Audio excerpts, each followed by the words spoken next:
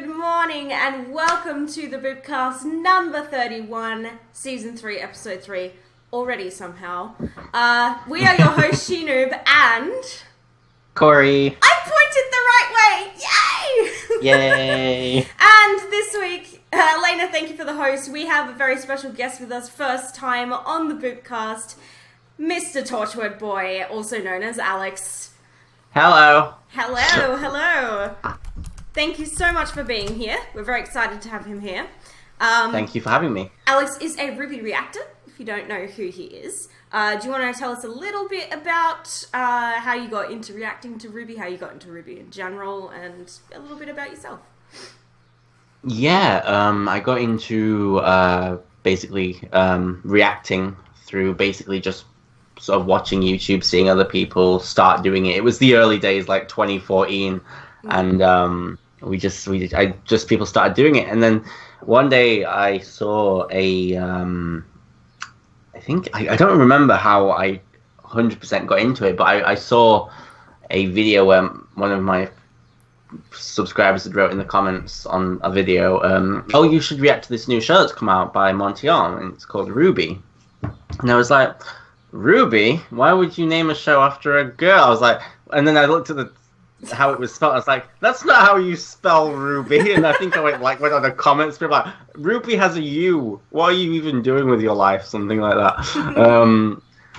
And then I eventually started watching the show, and I started reacting. I reacted to like all the trailers, and then onwards, and you get dragged in and you never get to leave. Little did you know how badly it would ruin your life. That's it. Yeah. Ruin my life? What? What? Exactly. What? I don't have any of my stuff. Actually, my Weiss is over there at the moment. But, yeah, because as you guys know, this is the first Boopcast I've done from this room. Yes, yeah, I think so. I am like in the process of moving into a studio, so my life is a mess right now. So my background is also a mess. There's nothing Ruby in the background. I feel really bad. Oh my gosh! Liam, is that you in the chat? The Cataclysm? Did we get That's Liam? definitely Liam. So sorry. Hi, Liam. He comes welcome. everywhere. Lord Shozo says Alex was one of the first reactors I followed, along with Arnold and Larissa and Sammy Cohn. Does Sammy even do it anymore? I don't know. I don't think she does, which is a shame. We've lost a couple of people along the way. But so you've been reacting to Ruby since what volume? Volume 1. No more. One of the OG. I think I was a little late. It might have been on volume 3 at the time, but I started at volume 1, so I wasn't OG, but I was. Right. So you started reacting from volume 1 in 2014, essentially. Yeah. Pretty much. Yeah. Awesome. One of the OG reactors. I've only been reacting since the end of volume 3. So probably around the same time, but I didn't react to volumes 1 and 2 because I'd already seen them. Yeah, so Cory, when did you start doing reactions? You just came onto the same time as you. Same time as because you were like, things are getting crazy. You have to do reaction videos. I need to see you react to these episodes. Yeah. We just sort of, it was after the Fall of Beacon started, I reacted from chapter 10 of volume 3. So I got the last 3 chapters of volume 3 reacted to. Because I was like, this is getting insane. I need to do reactions because people have been asking for a while. So, yeah. You both just came on to the emotional onslaught. Yep. And that's why you started. I am glad that I did reactions to those episodes, though, because I would have been bummed if I hadn't, because my reactions were pretty priceless. But, yeah. So, we are going to talk about Chapter 3 of Ruby Volume 6 today. Holy mother of law, is there a lot to unpack here. Good gracious. It was 25 minutes of story time, essentially. So there is loads for us to talk about today. There's so much to unpack. So I think we're just going to start off with the Ruby Rewind, because that's what I have notes on. I don't have notes on the episode. Cory does. Because he's better at this than I am. So there was a Ruby episode this week called Art of the Gods, and in that they talked about animating and rigging the 2 gods, the god of darkness and the god of light.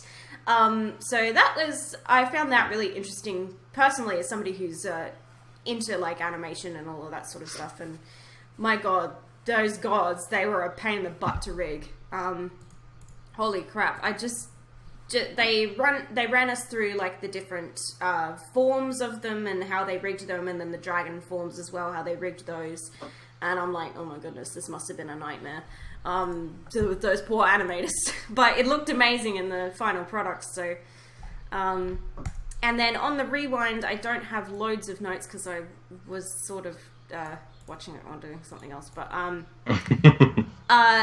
they mentioned about how the gods weren't like just sort of at odds, butting heads with each other just for the sake of like, you're the god of darkness Light and I'm the versus dark. god of light and we don't like each other. Like, there wasn't really any of that.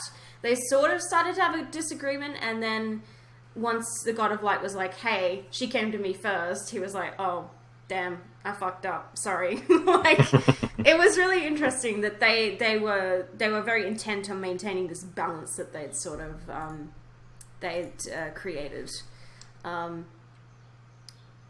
I have so many potential thumbnails to use from that episode, Liam. You've been noticed. Yes, you have. Welcome. Thank you for tuning in. Tozo, yes, you do watch a lot of reactors. It's actually insane. I struggle to keep up with the people that I'm like friends with reacting to them. So I watched Torchwood Boy, I watched Cory, Larissa, Lorelei, Arnold, Liam, Kaido Dan, Kalkson. I can never say her name right. And I think that's pretty much it. But that's all I ever really have time to watch in a week. Yeah, so they were talking about how they were talking about the snap, which is what people have started referring to it as, because we all know that it is a blatant reference to Infinity War. The god of darkness snapping his fingers and the whole world just being... everyone is just gone. Good times. Good times.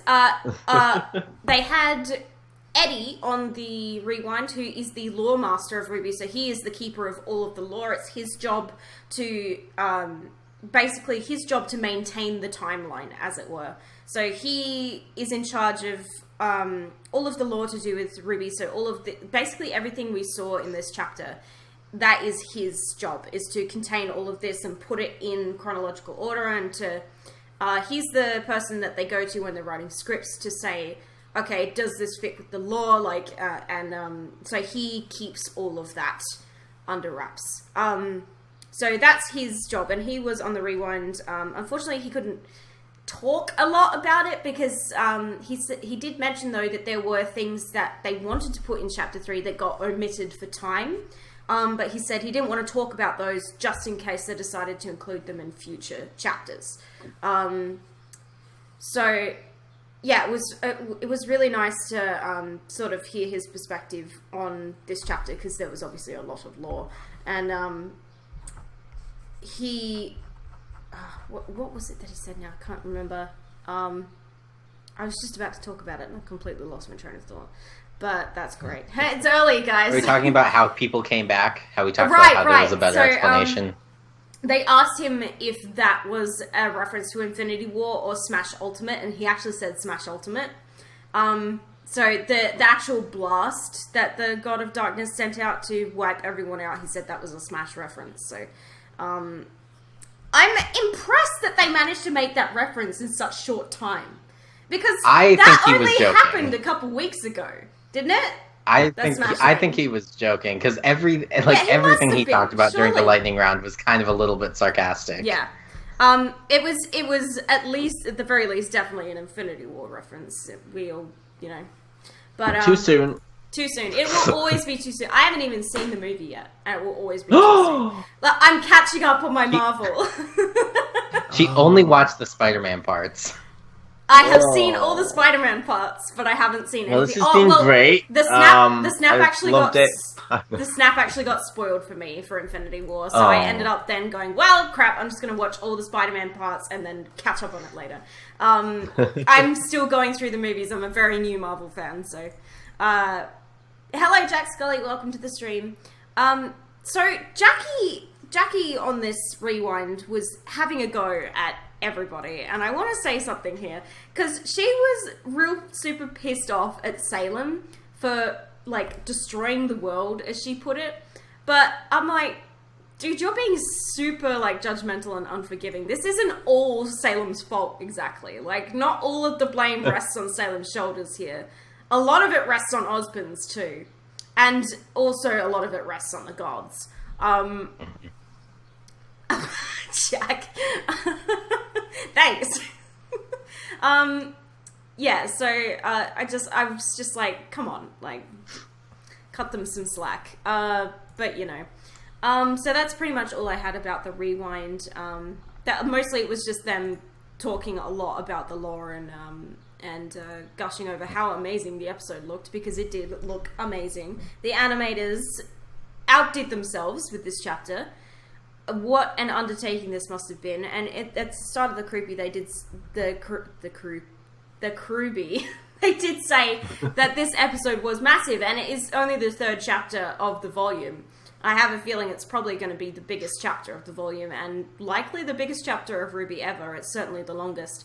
But in terms of animation and rigging and the sheer amount of work that was involved in this chapter, I stand in awe of the Crewbie. They've absolutely outdone themselves with that one, and it looked amazing. So, well, also hearing from Eddie that the episode was actually originally longer, is even more unbelievable. That's insane because it's already the longest episode of RWBY ever by a few minutes. So, like, the fact that it was originally going to be closer to half an hour than 25 minutes is like, what? I would have watched 8 hours. I know, it was just so amazing. And like this chapter is a brilliant culmination of everything we've been complaining about that's been wrong with the way they've been presenting lore to us in the last couple of chapters, in particular volumes. Volume 5 and Volume 4, we had a lot of, let's sit down and talk about all of this lore and show you some cool stuff. But the first time you watch it, it's going to be great. But the second and third time, it's going to be painful. And, like... like, I still can't rewatch episode 8 of Volume 4, because it's just too long. Yeah, it's just, oh my god, it's like 4 minutes long and it's so boring. But the first time you watch it, of course, it's like, oh, this is interesting. Okay, this is new information, good. And then the second time you're like, skip. No. Like, and for us who do the podcast and reactions and whatnot, we rewatch the episode at least 4 times. Very painful. Yeah. It's just like it was one big talk, and it was like, I suppose it was in the title, but you know.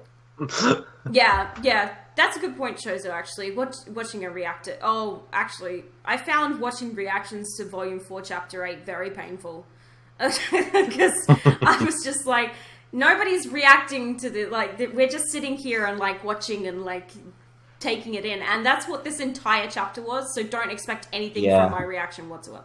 Just nodding, lots of nodding. Mine was a lot of like sitting here and just like looking contemplative, and then the occasional I knew it.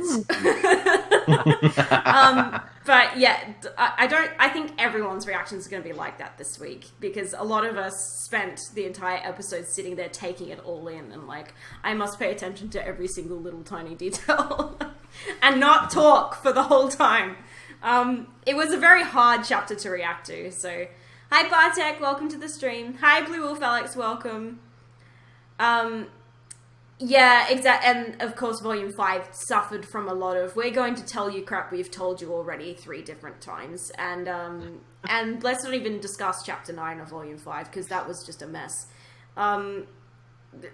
That chapter was way too long. Let's all stand around in the bandit camp and talk for 7 minutes. Like, literally. So long. Sitting and looking contemplative would be my reaction to every chapter.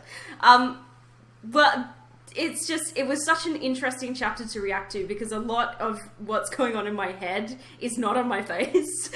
So, like, there was so much going through my head, but I was like, I don't know how to voice anything I'm feeling right now. So yeah, it was a tricky one to react to. But I have a feeling that most people are going to be like that this week. So, yeah. And on that note, I think I will hand it over to Cory once he is done having his mic muted because somebody's talking to him. He's trying to be super cool about it, but I'm going to call him out. My sister just got home. Yeah. And apparently our dog was outside for the last 2 hours and I had no idea. Whoops. So I'm going to hand it over to you because you're the one with notes. Off you go. Well, yeah, the episode starts with Jin telling us the fairy tale version of the events of the girl in the tower. Yeah. With the cruel father and everything about that. Okay, immediately I want to talk about this cruel father thing because did anybody else have the first thought that, okay, Ozpin was her father and Ozpin is the cruel father? Because that is the first thought that ran through my head, and then a couple minutes later I was like, nah, this doesn't make any sense. Like... I don't know, because I at least was of the opinion, I was like, I really have a feeling they're gonna be lovers. See, but when they did say cruel father, I was a little bit like, oh, maybe they're gonna go the father route. Yeah, I didn't know what I was... I think I was leaning more towards siblings, actually. But I wasn't surprised to find out they were lovers. It makes sense. I'm not mad about it. Some people were. Some people were like, ew. Like, ugh. Really? Husband is a ew. And I was like, what's wrong with you? Grow up. Like, people have families. That's a thing that people do. Even ancient people like Oz and Salem. Yep. But it does make a lot of sense. And it does explain a lot as well. Who locked Rapunzel in her tower? You don't remember that story. In the original fable, we're talking about, of the Grimm brothers' fable, Rapunzel, it was her stepmother that locked her in the... Well, her stepmother, who wasn't really her stepmother, locked her in her tower. I admit I like that Salem is not a spurned lover. Yeah. Yeah. We'll talk Kinda about is, that a at bit this at the end. point. She kind of is, but she at the same time she's kind of not, because she sort of brought it on herself. She moved past that. She was angry at far greater things by the end of the... Yeah, exactly. It's complicated. I think if there's one relationship that we can describe as it's complicated, it's this one. Like, seriously. Wow. Oz and Salem are so complicated. Also, I forgot to mention, guys, that if you do have a question that you want to ask during the podcast, you can go to the Streamlabs menu in the bottom right-hand corner of the screen and redeem your question through there. And it will pop up on the stream so we can see it. Yes, so it starts off with the fairy tale, like, oh, here's Salem, you know, she was a lonely girl, but we immediately got some very interesting info dropped about the fact that humans used to just be able to perform magic. That used to be a thing humans could do. And that was a really interesting piece of information that, you know, and like, there was a lot in this chapter that I didn't expect about the history of humanity, the history of the gods and all of that. And just, good lord, so many questions got answered that we just had for so long about the show that I found the chapter so overwhelming. I was like, I can't take all of this in one go. Hi, Angry Owl, welcome to the stream.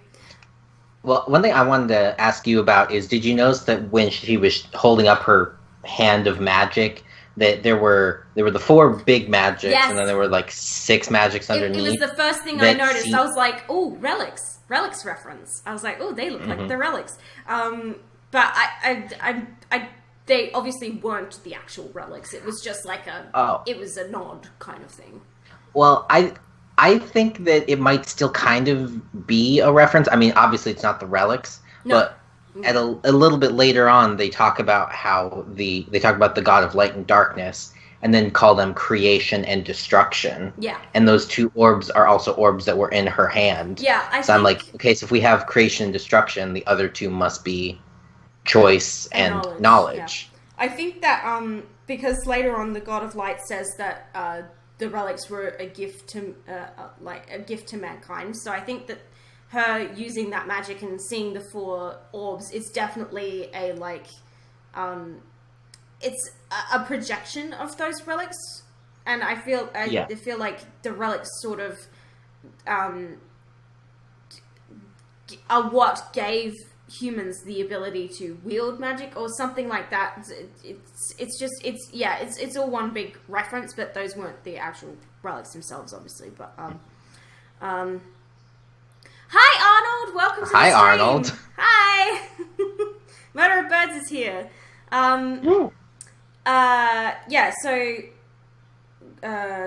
Gosh, I'm trying to run through it. I really should. I need to take notes. Cory, you just run with it because you're the one with notes.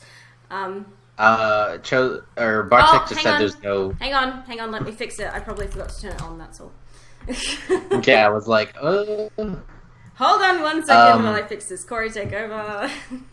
One thing I did want to bring up is, and this I feel like is a really good thing for us to learn about Salem, is that the one thing she desired was freedom. Yeah. And that continues to come up throughout this entire episode as we learn more and more about her, is all she wanted was freedom. Yes.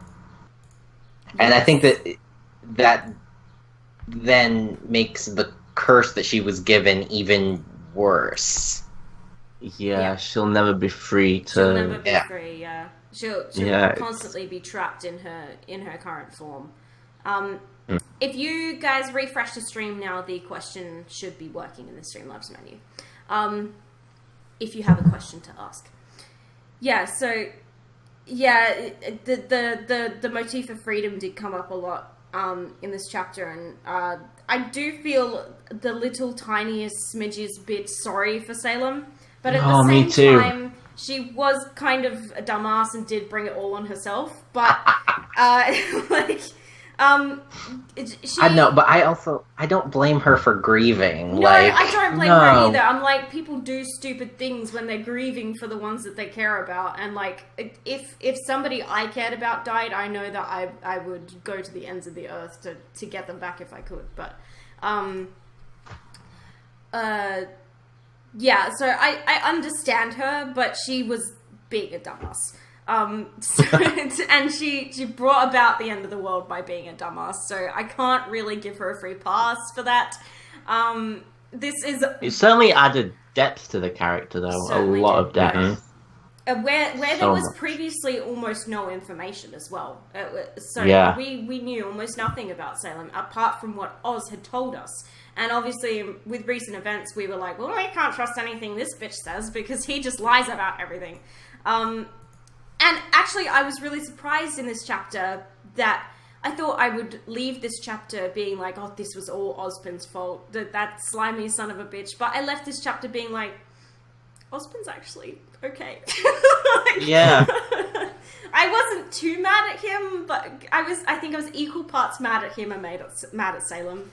Just for the very fact that, like, once they did kind of meet back up together, they kept all their baggage to themselves, and I'm like, no! Bad! Relationship killer! Don't do that! Especially when it concerns the end of the world. No! Bad Ozpin, bad Salem. But yeah, you know, and of course it all blew up in their face. It was always going to, but quite literally. Quite literally, yeah. Blew up in their face.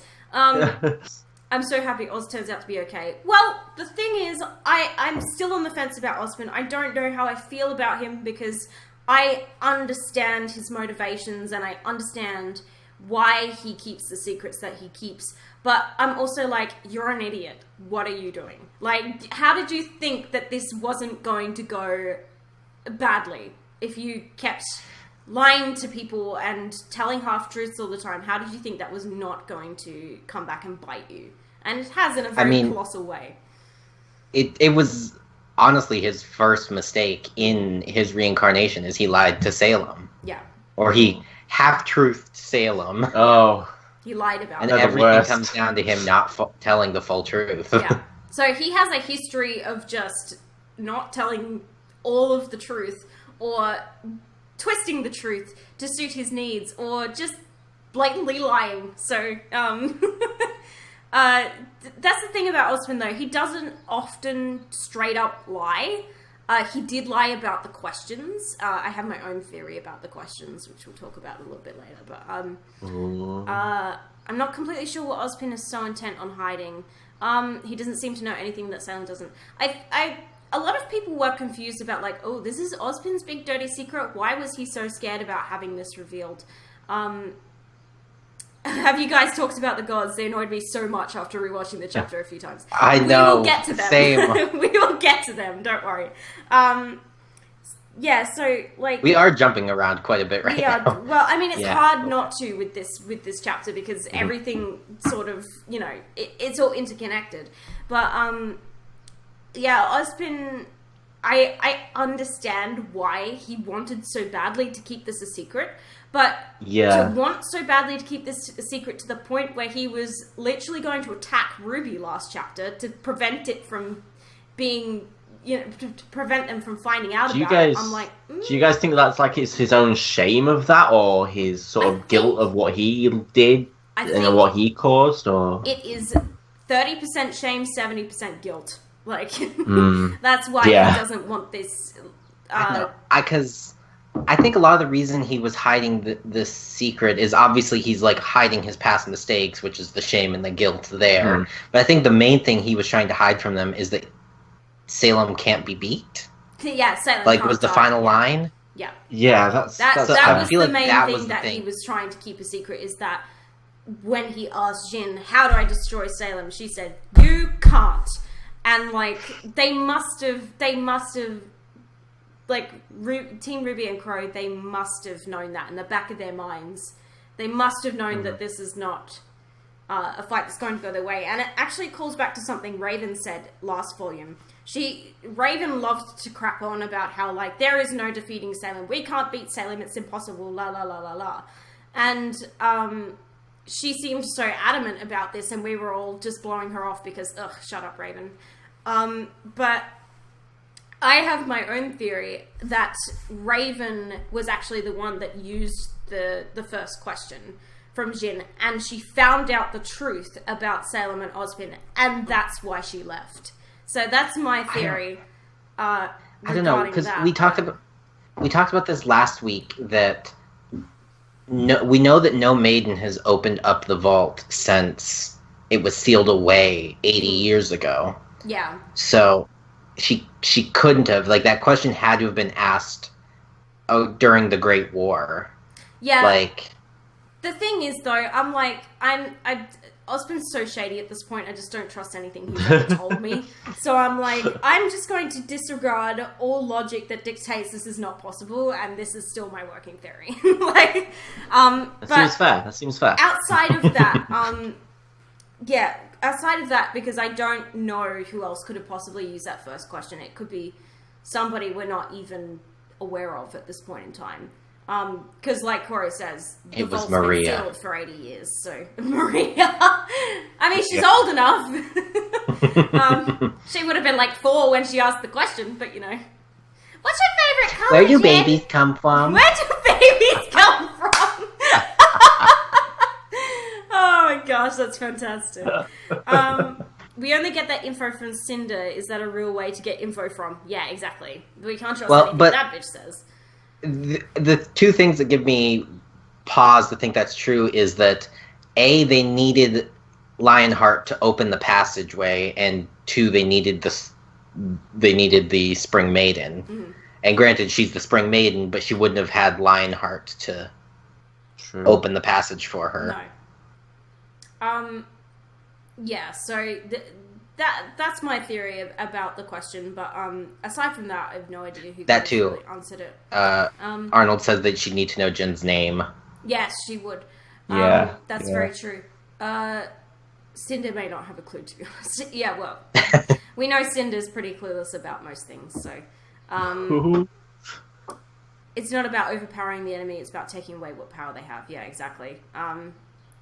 So yeah, I'm still going to stick to my guns on my Raven theory, but because I just can't fathom any other reason for why Raven obviously left because she found out the truth somehow. Now that we know what the truth is, I'm like, this has got to be why Raven pissed off, because I don't understand why she would go through all that trouble of, like, allowing Ozpin to turn her into a bird and everything, and then just be like, bye, Felicia, without having a massive, you know, sort of epiphany moment of holy crap, this is not a fight we can win. Well, I mean, I still think that's probably the reason she left. I just don't think she asked the question. Like, she probably could have just pieced together the information based on, like... She could have found it out from some other source. I'm sure that there is some other source besides the genie that is aware of all of this. So, Jin, she has a name. Yeah, so, I totally derailed us there. Where were we up to? We were up to Ozpin getting introduced, or Ozma getting introduced. Ozma was super interesting to me, because when all of us saw him in the intro originally, we were like, oh, that must be the King of Vale. Not the King of Vale. So, Ozma. I found that really interesting that, like, his name was originally Ozma, and now we know him as Ozpin. I'm like, how many different sort of variations has he gone through, and why did he feel the need to change his name? I guess over, a few thousand years, people might find it weird if there's several different, Ozpins hanging around, but Raven's depiction of the truth isn't as dark and bleak as what we got this chapter. With every new discovery I made, the more horrible the world became. Yeah. No, that's okay. Don't worry about derailing. We derail ourselves. Yeah, so, I mean, there was a lot of darkness to this backstory. And also there's the big bleak realization of, like, Jin straight up telling you, you cannot defeat Salem. It's not possible.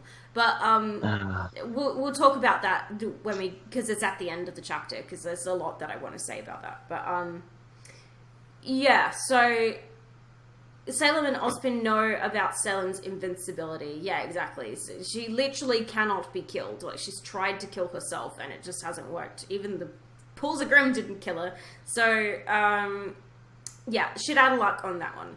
I really don't. I mean, obviously there is a way. There has to be a way to kill Salem. Because there's no way this show is going to end with Salem not dying. It's just not going to happen. The show is going to end with Salem dying. Somehow. She's got to go. Bitch has got to go. She's out of here. Eventually. But there must be a way. It's just that at this point in time, we don't have a fucking clue what that is. So... well, they talked about on the Ruby Rewind about how they just gotta go find the Fountain of Light, and maybe they can, like, purify her of all the grimness. Toss her back in the good bath, I believe is the phrase that they used. She needs another good bath.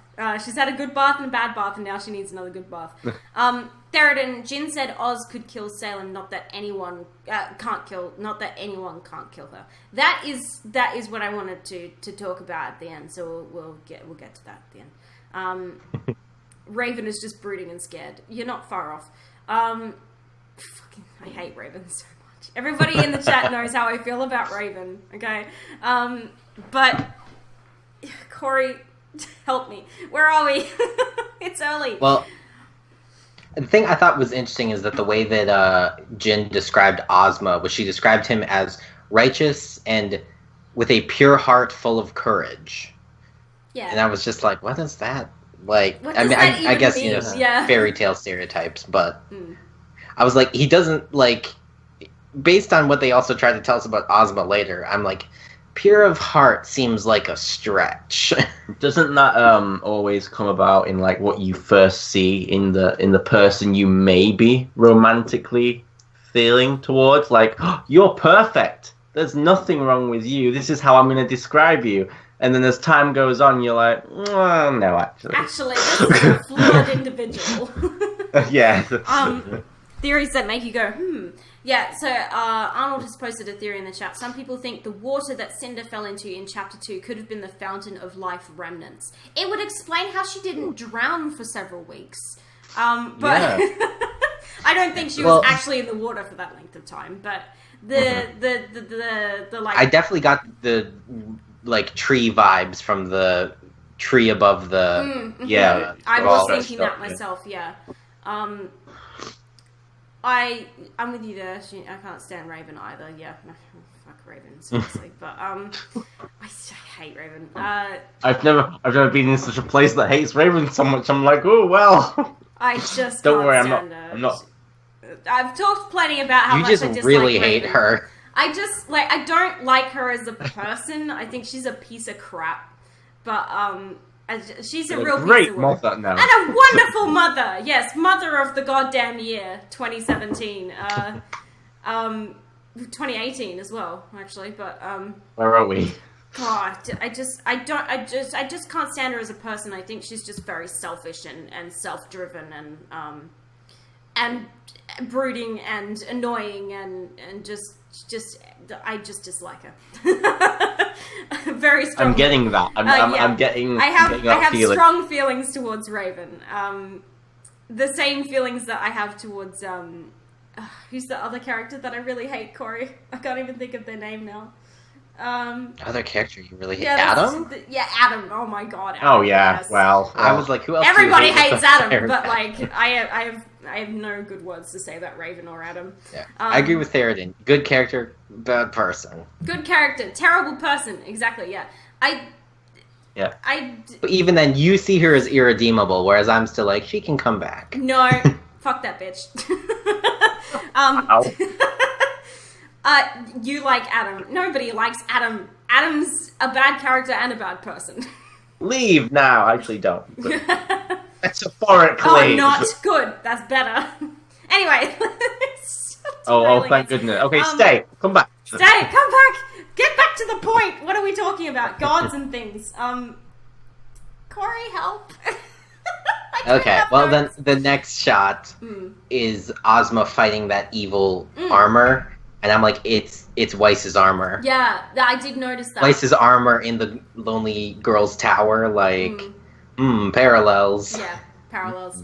I feel like it doesn't mean anything more than what we saw. Yeah. It's just kind of a like, haha, Easter egg, here you go.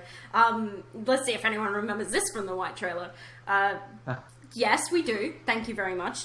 But, also it was all over Volume 5. I forgot about that. But, yeah, so I did notice that. That was an interesting little nod. I found Ozma's character very interesting because he is obviously quite different from the Ozpin that we know now. But this is where this is OG Ozpin. This is original Ozpin. Like, this is who he was when he was a living human being. Which is, and it was very interesting. And also, I want to talk about his voice because Ozma is voiced by the same guy who voices Oscar. It's the same voice actor. And I could immediately tell straight away. I was like, that's Oscar's voice actor. It sounds exactly like him, just like older. And then as the story went on and he sort of had his first reincarnation and that, he started to sound somewhere between Oscar and Ozpin being, what's his name? Shannon? Shannon. We were literally talking about him before on the There's stream. too many Shannons in the Kruby, like, seriously. Ozma kind of looks like an older Oscar too, yeah. So I was like, that's an interesting choice that they decided to have the same voice actor as Oscar. So I'm like, has every single one of Ozpin's lives had the same voice? Like, that's a bit weird. Does their voice suddenly change? Like, Oscar didn't seem disturbed by the fact that his voice didn't change. So, Umbreon HD, thank you for the follow. Welcome to the new Barmy. Well, but the thing is I think it was more like Ozma's voice sounded like Oscar when he's talking like Ozpin. And so that... Even before, like, he had his first reincarnation, it's like, it's the same voice. And I'm like, I can't get past it because I'm like, it's just a really strange choice to me that they didn't go for different voices for each one of the Ozpins that we saw. I mean, there was only two, but yeah, there were only two that we heard speak. Ozma and the blonde guy, but they were the only ones that spoke anyway. But yeah, it was like, I feel like I'm probably reading into it a lot more than is actually there, but I'm like, I have so many questions. What does this mean? Lord Chozo has asked a question. Does Weiss's armor have a name like Kevin the Dragon Grim? Probably. Probably. Call him Dave. Most Dave. likely. Dave the armor. Dave. Why not Dave? Weiss and Dave. Winston. Sure, that's know, much more fitting. But you're right. It does have to have a W name. I'm going to peruse Tumblr later and find out. Knowing Kruby, it could mean something. Well, the thing is, I feel like a lot of the time people read into things that simply aren't there, and I feel like that's what I'm doing in this instance. But I'm like, it's just odd to me that they decided to use the same voice. I think it was just for purely for the audience's benefit of this is Ozpin. He has like these kind of 2 voices. Mm. And then I also found it weird that when Ozma was brought his final form. When Ozma was brought back by the God of Light, he sounded like Oscar, obviously, because he was still young. But then when he reincarnated into the blonde guy sounded like Ozma, but his Ozpin inside his head sounded like Ozpin. I was like, well, this doesn't make any sense. Where did Ozpin's voice come from then? Because he didn't sound like that when he died. This makes no sense. I don't understand. That was the thing that confused me too, is with the talking of the souls. Is I'm like, what happens with these souls? What does this mean? I don't understand. Yeah, I don't understand about the voices, because when he died as Ozma, he sounded like Oscar, and then when he reincarnated, and there was that shot of the blonde guy. I don't know the blonde guy's name. Looking he didn't into have the a name. window, he didn't know his name.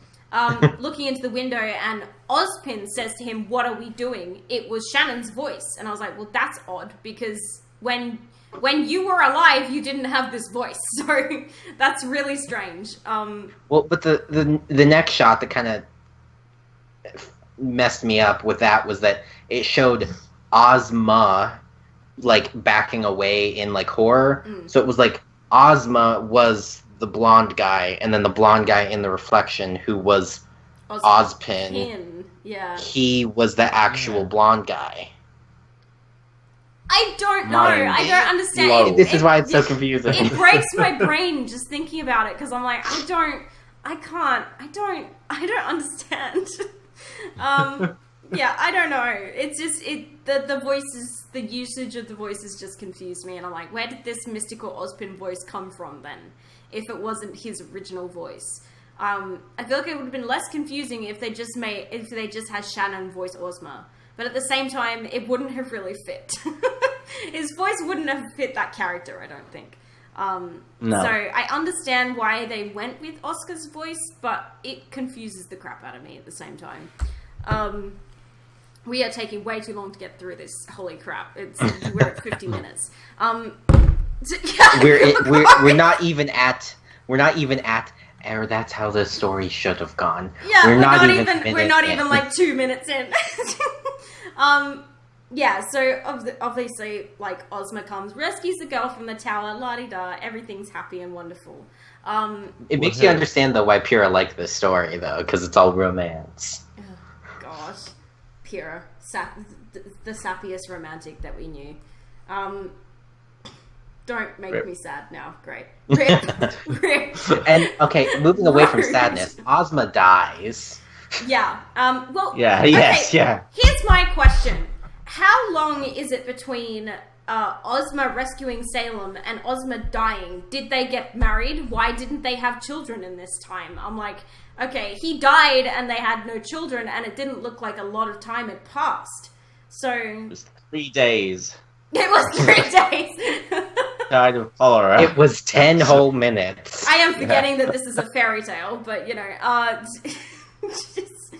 I was confused. I was like, okay, interesting. So, because I knew that they had to have had a family at some point, because after I saw all that stuff about the emblem and all the theories about the Ark family, which we'll get to later, but I was like, so they had to. Salem and Ozpin have had children. That's the thing. That's the thing that they've done. Oh, but they didn't do it here? Weird. Okay. Okay, Ozma's dead now. That's why I think it wasn't a long time, especially because they both still looked fairly young. Yeah. And, I mean, also, she was still wearing the same dress. But also, what she wanted was freedom, so babies wouldn't really give her the freedom she wanted. But babies are cute, though. And they did eventually have babies, but, you know, it surprised me that it didn't happen there. I was like, okay, and Ozma's dead now. All right, cool. Well, there goes that. So Salem, obviously in her grief, decided to do a very dumb thing, which was ask the gods for help. Yay, this can't go wrong. And, like, I was just, like, internally shaking my head at Salem the whole way through this, because I'm like, love, what are you doing? Stop. You're going to cause a cataclysm, and that's exactly what happened. But... No, it went fine. Everything was fine. Everything was fine. Nothing bad happened. Nothing bad ever happened. Ever. Ever. Yeah, so the God of Light. So this was this was a thing. I loved his voice. I forget who voices him. I'm so sorry. He has horns. Yeah. That was He has antlers. Antlers, sorry. Antlers. He has antlers. The God of Darkness has horns. Sorry. Sorry. Sorry. I liked also the fact that he was sort of referencing a stag, and the God of Darkness was a ram. So it's sort of interesting, you know, mythical god shit. But the God of Light was interesting to me because she went to him expecting, like, this is the God of creation, he can bring my love back to me, and it's like, bitch, no, that's not how the world works.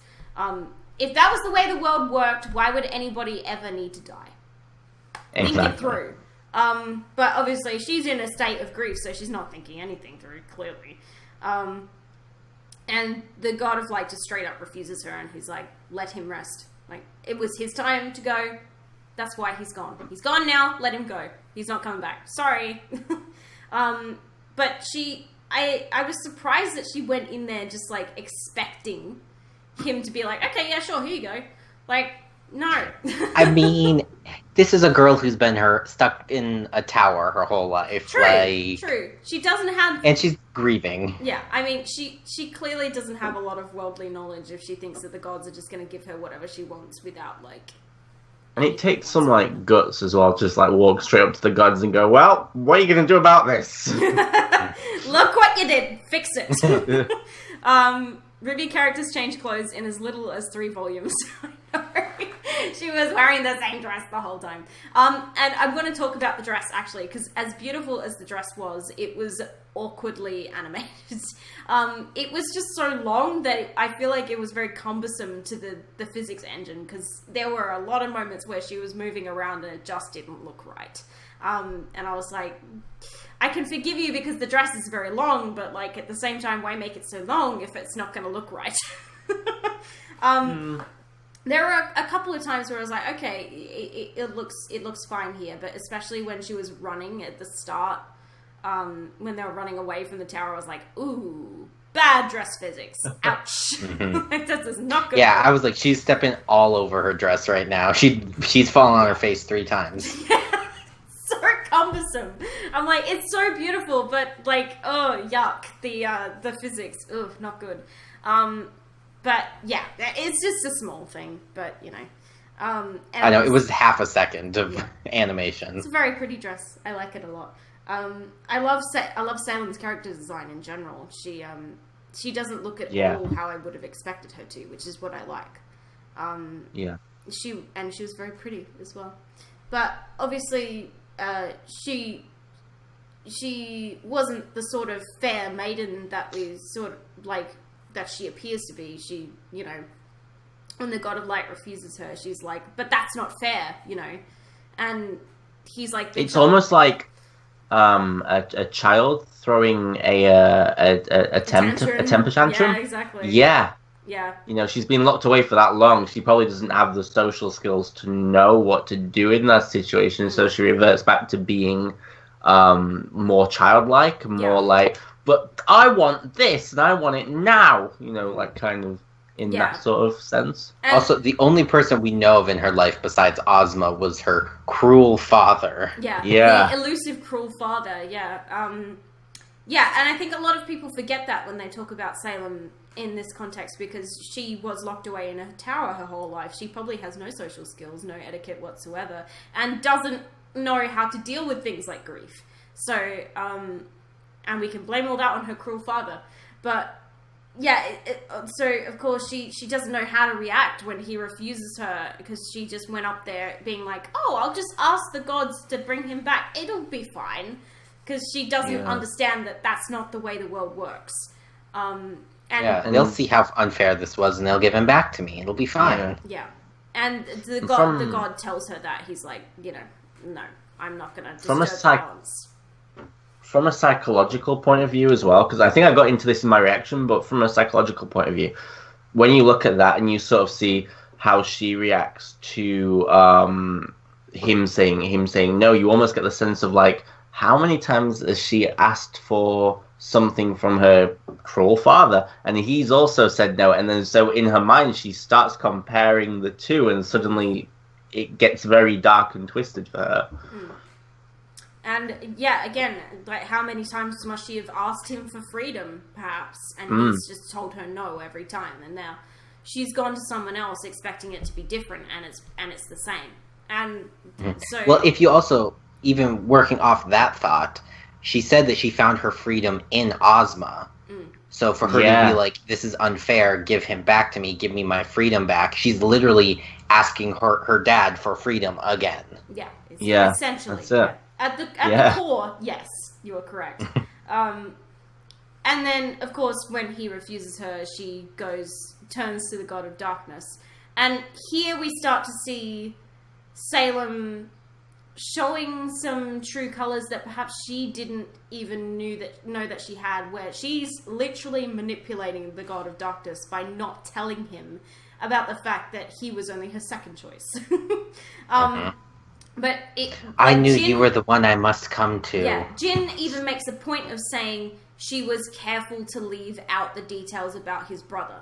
Like, she was thinking about that, and she was deliberately not mentioning that she had already gone to the god of light, because she was manipulating the god of darkness. Chose has asked a question. Who has the worst father, Salem or Weiss? Weiss. Ooh. Next question. Weiss. Weiss, definitely. I mean, like, we've actually seen Weiss's dad, whereas Salem's was just, like, a named person that they literally mentioned for half a second. That locked his daughter in some castle. I don't know. But and who's to say he didn't lock her in the tower because she was, prophesized Weiss's to father's done some bad things, and I don't like him. Yeah. And that's the end. Weiss's father's a douche canoe, and we'll just leave it at that. Somebody's never heard that phrase before. No, not ever, and I'm stealing it forever. It's one of my favorite ones. Douche That canoe. is my new. I'm writing that down. Unanimity. I can never say this. Unanimity. Thank you. We sit Jackass. I love that nickname for Jackass. Actually, it is Jackass. It's a jackass, but it's Jacques. Jackass. I love that nickname. In action, well, we didn't see Salem's at all. Yeah, exactly. So we're all very familiar with Jacques. Schnee. Jacques, Schnee, however you want to fucking say his stupid name. He's such a piece of shit. He's such a dick, his name doesn't even work. He's such a dick, we don't even want to say his name right. No. Jackass, yes. I'm just going to call him that from now on. Yeah, so what the fuck were we talking about before we got derailed by that question? Salem manipulating the god of darkness. Right, yeah, so she was actively manipulating him here. And, like, trying to appeal to him, and he's all like, oh, look, a loyal subject. Finally, nobody ever comes to worship at my feet. Sure, I'll give you back your Ozma. Here you go. And then... Yeah, there you go, he's back. There he is. And Want 3 more? Here you go. I feel like the God of Darkness is just, like, so excited at the fact that somebody has finally come to him asking him for something that he's like, yes, I will give you this thing. But I'm like, there's no way there's not strings attached to this. Like, yeah. He wouldn't disturb the balance unless he was going to gain something out of it. Because, Well, I think that what he was gaining out of it was just... He was getting, like, bragging rights to be like, haha, brother. Maybe he thought that, this mortal can now go and tell everyone that I resurrected her love for her and people will come worship me and shit. But yeah, everybody's an idiot in this chapter. That whole sequence where he got out of the pool was one of the best animated things I've ever seen in this show. I was like, they talked about this in the Kruby, actually. They said there was they didn't actually name the animator who worked on this, so if anybody could find that out for me, that would be amazing. But they told the animator that basically he's really creepy and like his spine doesn't work properly and like his limbs are all like weird. So that him like climbing out of the pool and like you know, reminded me a lot of the Knucklevi. Yes, it reminded me of the Knucklevi, and also it reminded me a lot of what's that movie called? The Exorcist, where the girl spider walks down the stairs. Ooh. Like, it reminded me of that, and I was like, oh god, I was traumatized by that movie, so... I think I was just like, don't walk like that, that's a really bad posture for your spine, but inside I was like, oh, no, cringe! Stop it. Oh, it's so creepy. Yeah, but a really amazing animation, like, just on the gods in general, and like, those dragons must have been a fucking nightmare to animate, holy crap. Nightmare to rig, nightmare to animate, nightmare to render, probably, as well. Good gracious. They looked so phenomenal though. Oh gosh. I just liked how that one animator referred to the God of Light as a long boy. Long boy, yeah, the female animator, I don't remember her name either. I need to write these things down. I think it was Geo. I think that. I never know how to pronounce her name, but I see her name in the credits all the time. I don't know. Salem's, excuse me, God, worst decision was not going to God of Darkness, even though I think her worst decision was going to either of the gods demanding anything at all. Really? Because who's to say, even if she'd gone to the God of Darkness first, I feel like the God of Light would have still shown up and been like, no, the balance. And it would have just been, she would have led to a cataclysm a different way. Yeah, exactly. In that the brothers would have, like, maybe fought to the death and ended humanity that way. It still would have ended up the same. Regardless of what she did there. So her first and only mistake was to demand anything of the gods. But again, we can kind of sort of forgive her for her ignorance, but at the same time, she started Armageddon, so...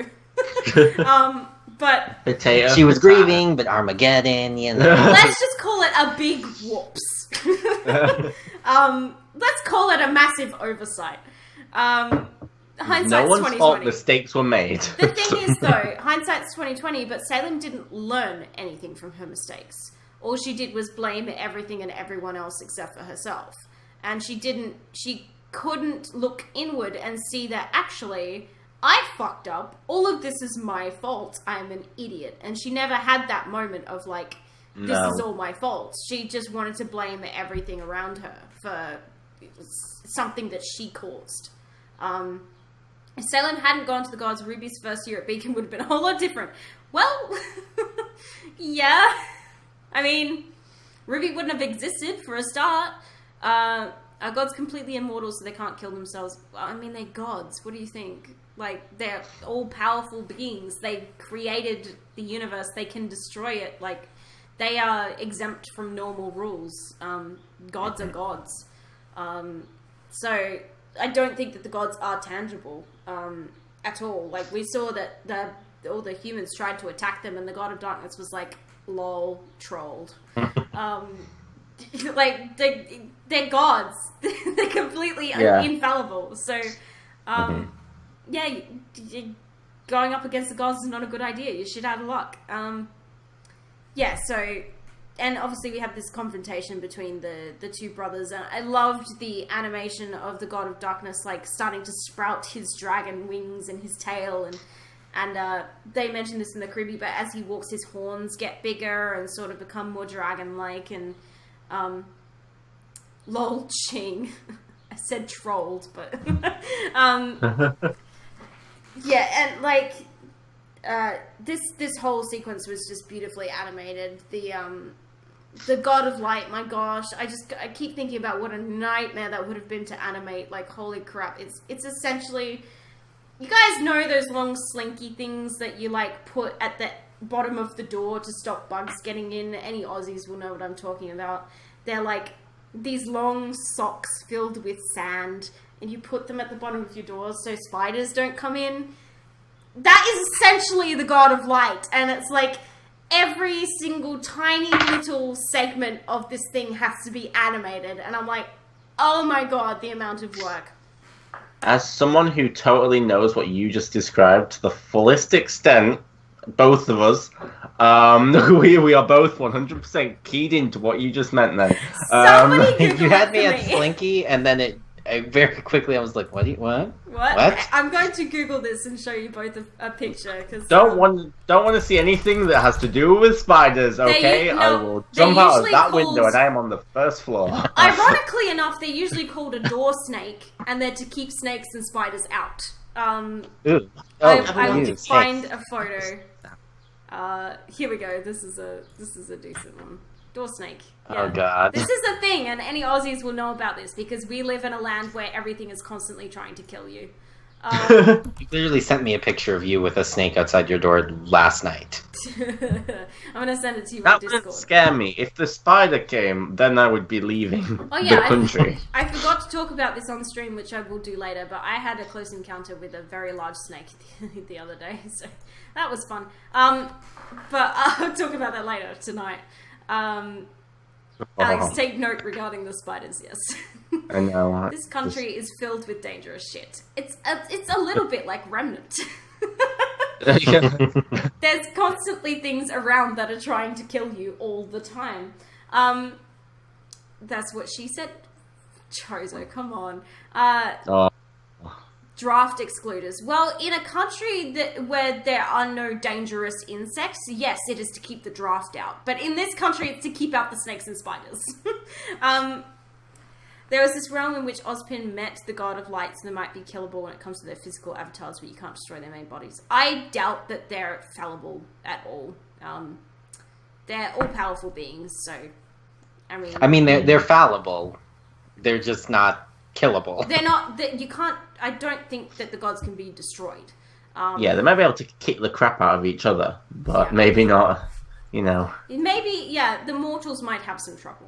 It's the age-old question of an unstoppable force meets an immovable object. Exactly, yeah. So yeah, the gods sort of like butting heads and being like, oh, how dare you enter my domain and tell me what to do, and like, but the balance. And this bitch only came to you because I told her no. And then he's like, whoops. And, I totally Meanwhile, skipped this whole over... time they're... Yeah, poor Salem. Ozma, no Ozma. Poor Salem and poor Ozma. Like, poor Ozma must have been so confused, like, what is going on?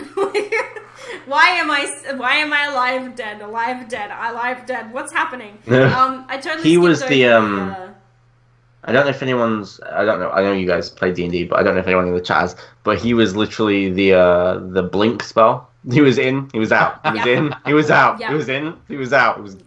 There was no... You see it? No He's helping gone. him. You see it? Blink and you'll miss it. That's it. That's legit. Yeah, I also totally skipped over the original Infinity War reference in this chapter, which was the god of light, like, Spider-Manning poor Ozma out of existence, like, oh, I don't feel so good, goes Ozma. Fucking, I was like, I had, like, again, I've only seen parts of Infinity War, but obviously I've seen all of that because it got spoiled for me.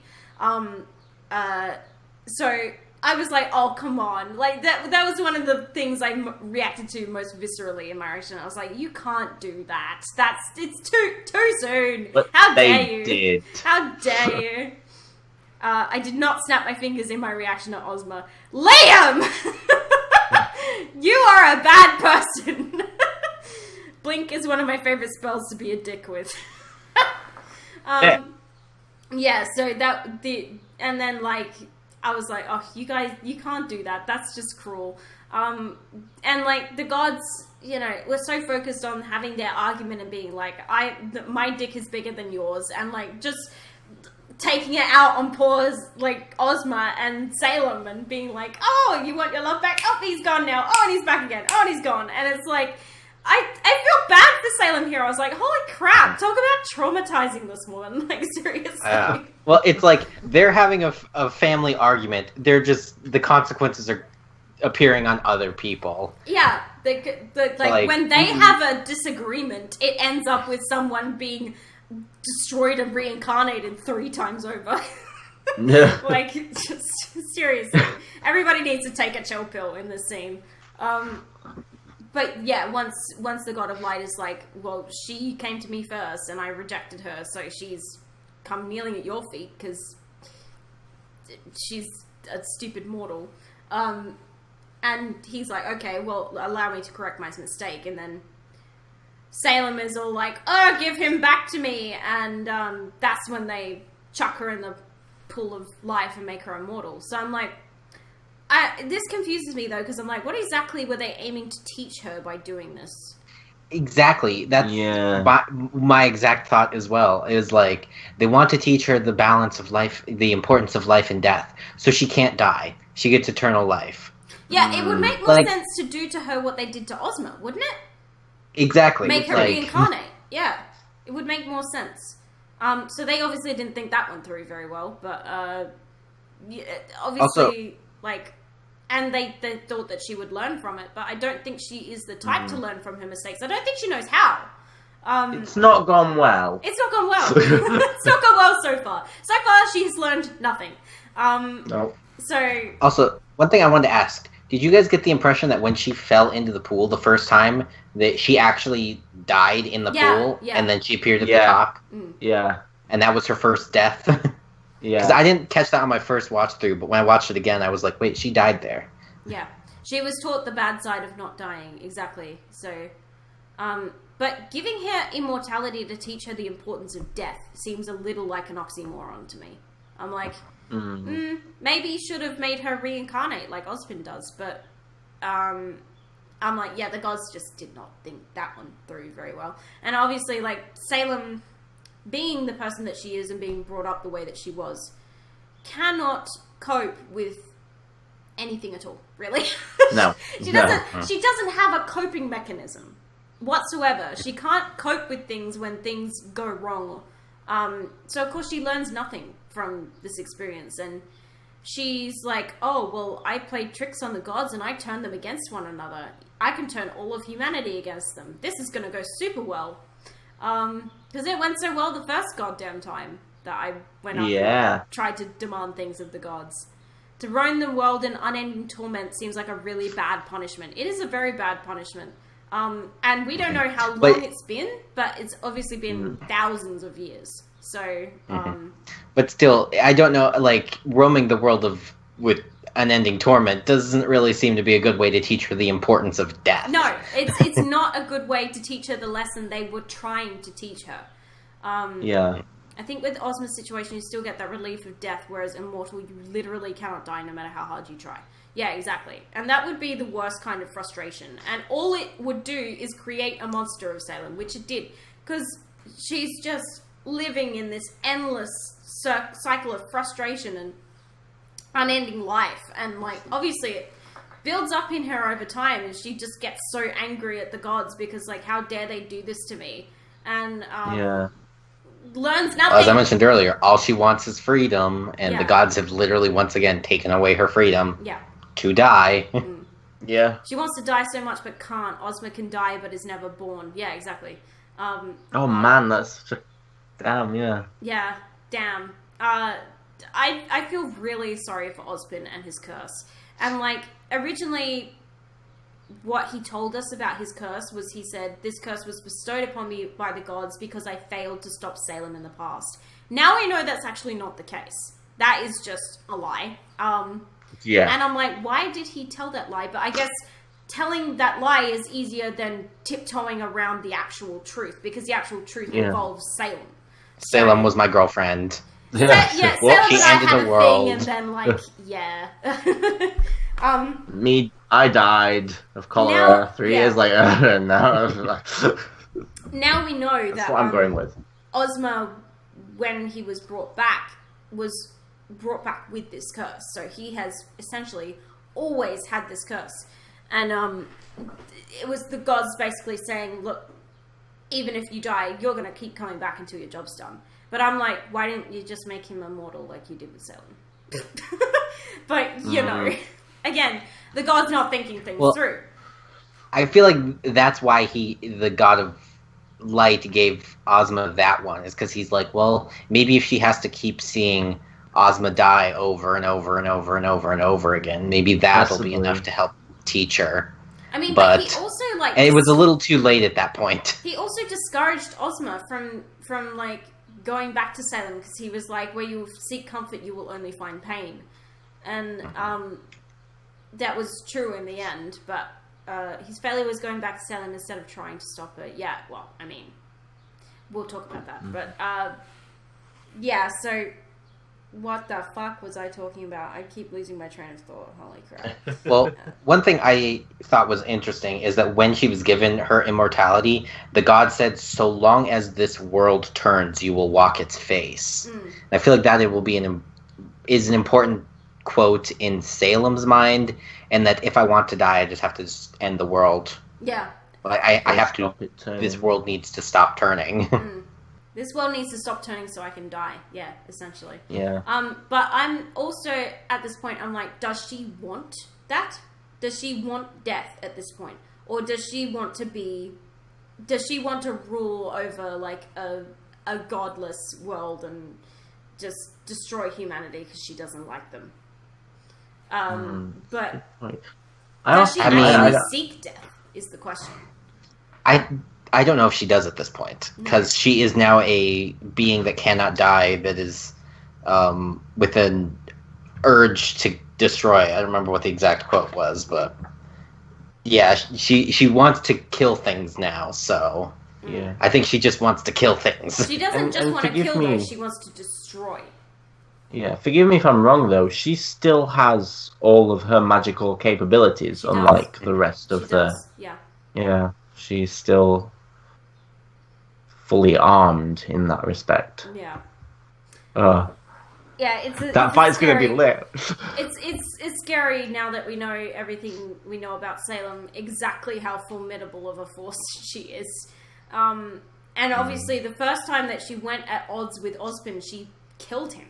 So, and like, he can't kill her. So.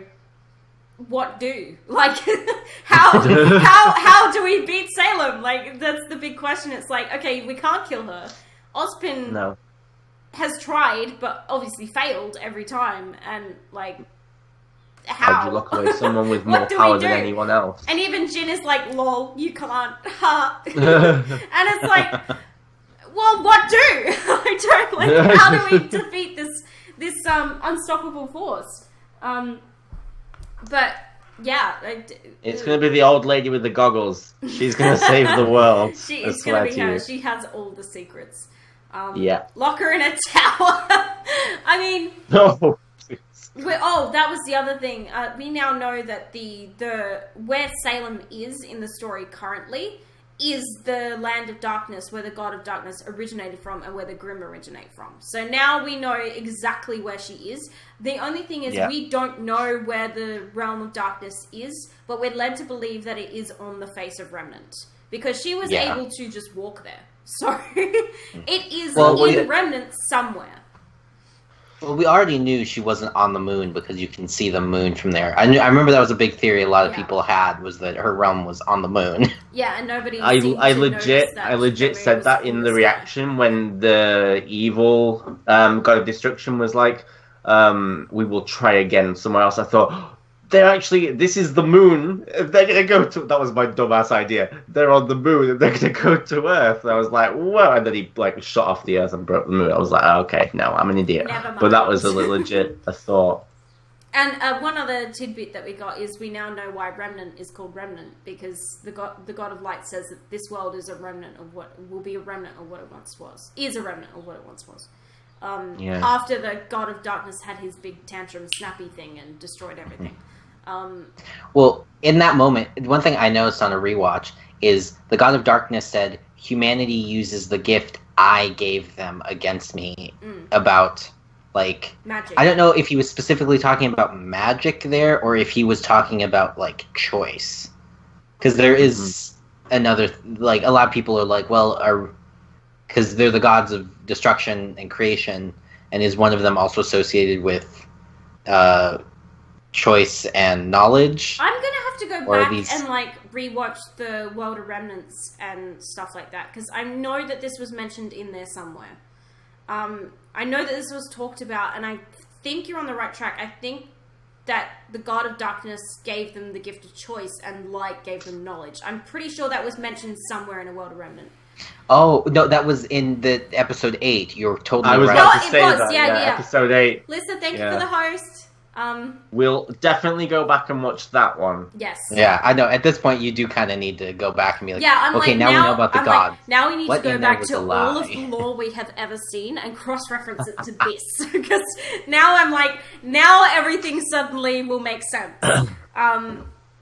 Larissa slept in. Lucky for you, I've had 4 hours sleep. Ha. Hi, Larissa. And she has a podcast in half an hour, so that's good. And we are going to run over time, so sorry about that. We are going to run over time. I'm just warning you now. So choice came from the God of Darkness and knowledge came from the God of Light. But the question is, where did the magic come from? But I guess it's just a thing that they just created the humans with, like, oh, and here, magic, this is a thing.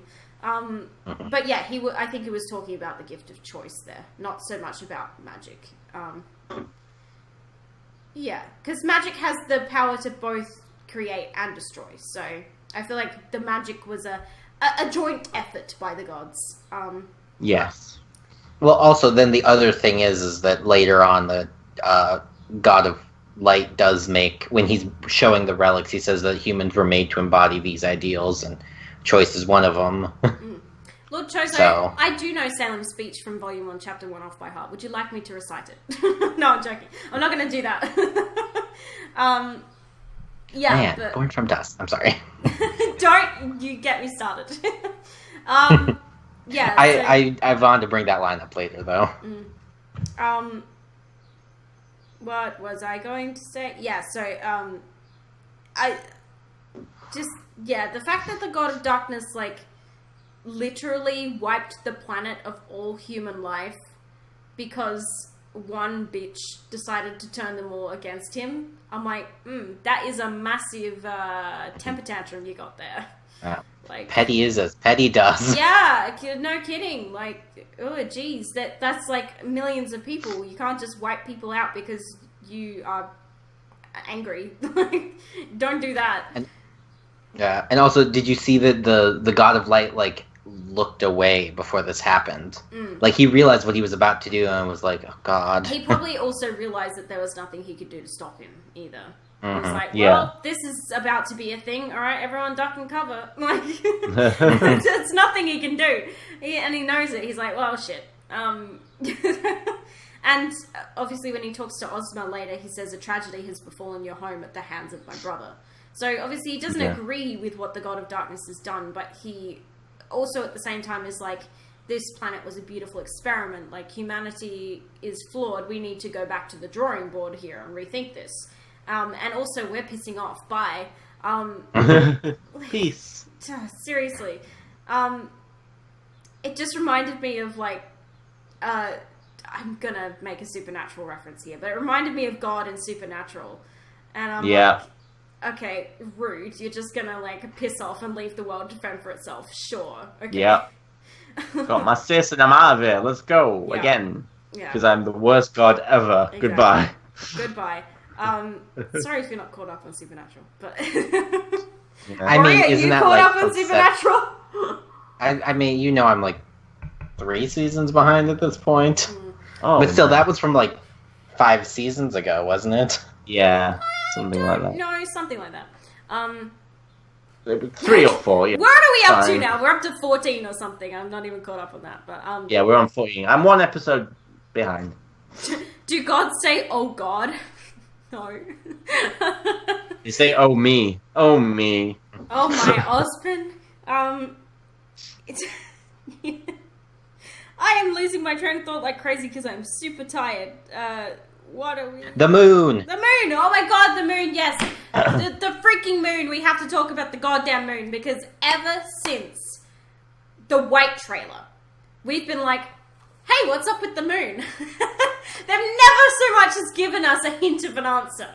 They've always been like, you'll find out, and that's all we've They did a little thing on Red v Blue in the last season, and they broke the moon in that, and they were like, oh, so that's how that happened. Yeah, everyone was like, oh, cross universe, that's how the moon broke, and no. Essentially, no. The moon, yes. Oh my god, this is such a massive thing. Because ever since we saw, the first time we saw the moon as we know it was in the white trailer, because actually in the red trailer there was a normal moon, and we know that all of this has been thought out since the very beginning. Like, Monty's had this planned out for a very long time. So I feel like him not showing the moon like that in the red trailer is inconsequential, because the red trailer was essentially a test run for Ruby. Well, it was just him showing off what he could do with the engine, essentially. Yeah, he's talked about how both the red and white trailers were kind of like, they were really more like character showcases or weapon showcases, and less of like, it was when the black and yellow trailers came out, was they had more lore established. Yeah, that was those trailers were story trailers, whereas red and white were more like, here's the concept of Ruby and here's what I can do with it, essentially. Yeah. And him just playing around with it and just animating like a madman, as he usually did. Did you see Nonon Sensei's doodle of the God of Darkness hitting his head on the moon? I did not, but can you please put that in my Discord, because I want to see this. In the Ruby Volume 6 chat, please. Ever since we saw the moon in the white trailer, we were like, what is up with the freaking moon? And as time has gone on and the Kruby have refused to give us any kind of indication towards it, we've all gotten more frustrated, like, what's up with the freaking moon? We need to know what happened to the moon. Everybody's been obsessed with this since the very beginning, because, like, it's in all the songs. All the songs are like, oh, the moon this, the moon that. We're like, what's up with the moon? What happened to the shitting moon? We finally know what happened to the stupid moon. And, like, it's just such a relief at this point that we finally know what happened to the moon. And also it made a lot of sense as well that the God of Darkness, like, used the moon to destroy the planet, essentially, to destroy the surface of the planet. So by splitting the moon, he caused a meteor shower, which essentially destroyed the surface, and wiped the planet clean, so to speak. So it just sort of did a hard reset on Remnant there. Let's try that Except again. for Animals and Grimm. Like, as we see in the next shot, both Animals and Grimm survived. Just not humanity, yeah. And nothing that humanity had built was left either. Like, it showed destroyed villages and that kind of thing. So, well, but they looked more like overgrown to me, and less destroyed. Like, I think that was more to show the passage of time. He had already wiped out humanity at that point, so what else would be the purpose of the meteor shower other than to I think it was to bring dust back, bring dust to the planet and stuff. I don't know. I like Chad's working theory about dust, that it's actually the souls of the humans who lived before, the ones that could perform. No, that was Ellie's theory, and Ellie even said she stole it from somebody on Twitter. On Twitter, yeah. I actually like that theory. I think that dust crystals being the souls of people who lived before who could perform magic is really interesting. And if that's the case... dark. It's very dark. Yeah, I was going to say, if that's the case, the SheNoob Dust Company has a lot to answer for. They're essentially mining dead people. Like, no, you can't do that. But they don't know, obviously. So, if that is even the case, which is probably not very likely. Dust is probably just a mineral and nothing more than that. But, and it's... Dust, I feel like, is a thing that was left behind by the gods. In some form or another. But I don't know, that's so sad yet makes sense, or maybe the magical residue left over, something like that. It's something left over from what the planet was before. Whether it's the remnants of what once was. Exactly, Oh. So the shitting moon, finally we have an answer. We know Chaz said the pictures in Discord. Oh god. So it's nice to finally have a definitive answer, like, this is what happened to the moon, and there'll be no more debate about it. Yes. Here, I will share the link in the Skype chat. Yeah, pop it in the... I know Alex doesn't use Discord. Pop it in the stream chat as well. I don't understand Discord. Hang on, let's have a look. Oh, wow. That's funny. I'll pop there too, so people in chat can see. Whoops. That's brilliant. That is great. Yeah, so... Yay, the moon. We know what happened to it. The moon! The moon! It needs to go on Ruby Volume 6 chat. Yes, it needs to go on the Ruby Volume 6 chat, please and thank you. Still spoilers at this point. Not out for the public till tomorrow. I'll remove that. Yeah. Not everyone is a privileged first member. Us reactors kind of have to be. We don't really get a choice in the matter. Yeah, so the moon, and then what happened after that? The planet got scorched, and then Salem was wandering around and found herself dropping into the pools of Grimm. I mean, she had the right idea, it's just that it didn't work. So, yeah. And not only did it not work, it did the complete opposite of what she wanted, which was... didn't take away her immortality, but also gave her a desire for nothing but pure destruction. So, which took a while to take effect, I think. Yeah. Because she, went from there to being like, oh, there's this creepy old witch that lives in the woods by herself, and she's a shut-in, and, whatever. And then it wasn't until her confrontation with Ozpin, I don't think, that she really started to go off the deep end. Yeah. Because that was a great idea, yes. Really bad idea, actually. But, she was at her wit's end. All she wanted to do was die. She was like, I'm alone on this planet. My love is gone. Everybody is gone. Probably feeling a lot of internal guilt as well without realizing it, maybe. Or without coming to terms with the fact that she felt guilty about what she'd done. And then just being like, I have no other... she couldn't think of any other way to end her life, but it didn't work. Made her a Grimm woman. I also... I like that that's, her origin. I always thought of her as, being the mother of Grimm. I was like, oh, maybe she created the Grimm, but she essentially is a Grimm. Just an immortal human one, if that makes sense. Yeah. She was desperate. Yeah, exactly. She was desperate, and when somebody is desperate, they're gonna do stupid shit. So, and I mean, she didn't know that it wouldn't work. She can't die. What's the worst that can happen? Jin did say that she never blamed herself either.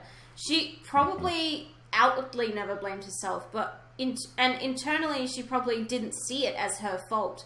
But I'm sure that there was some guilt felt there.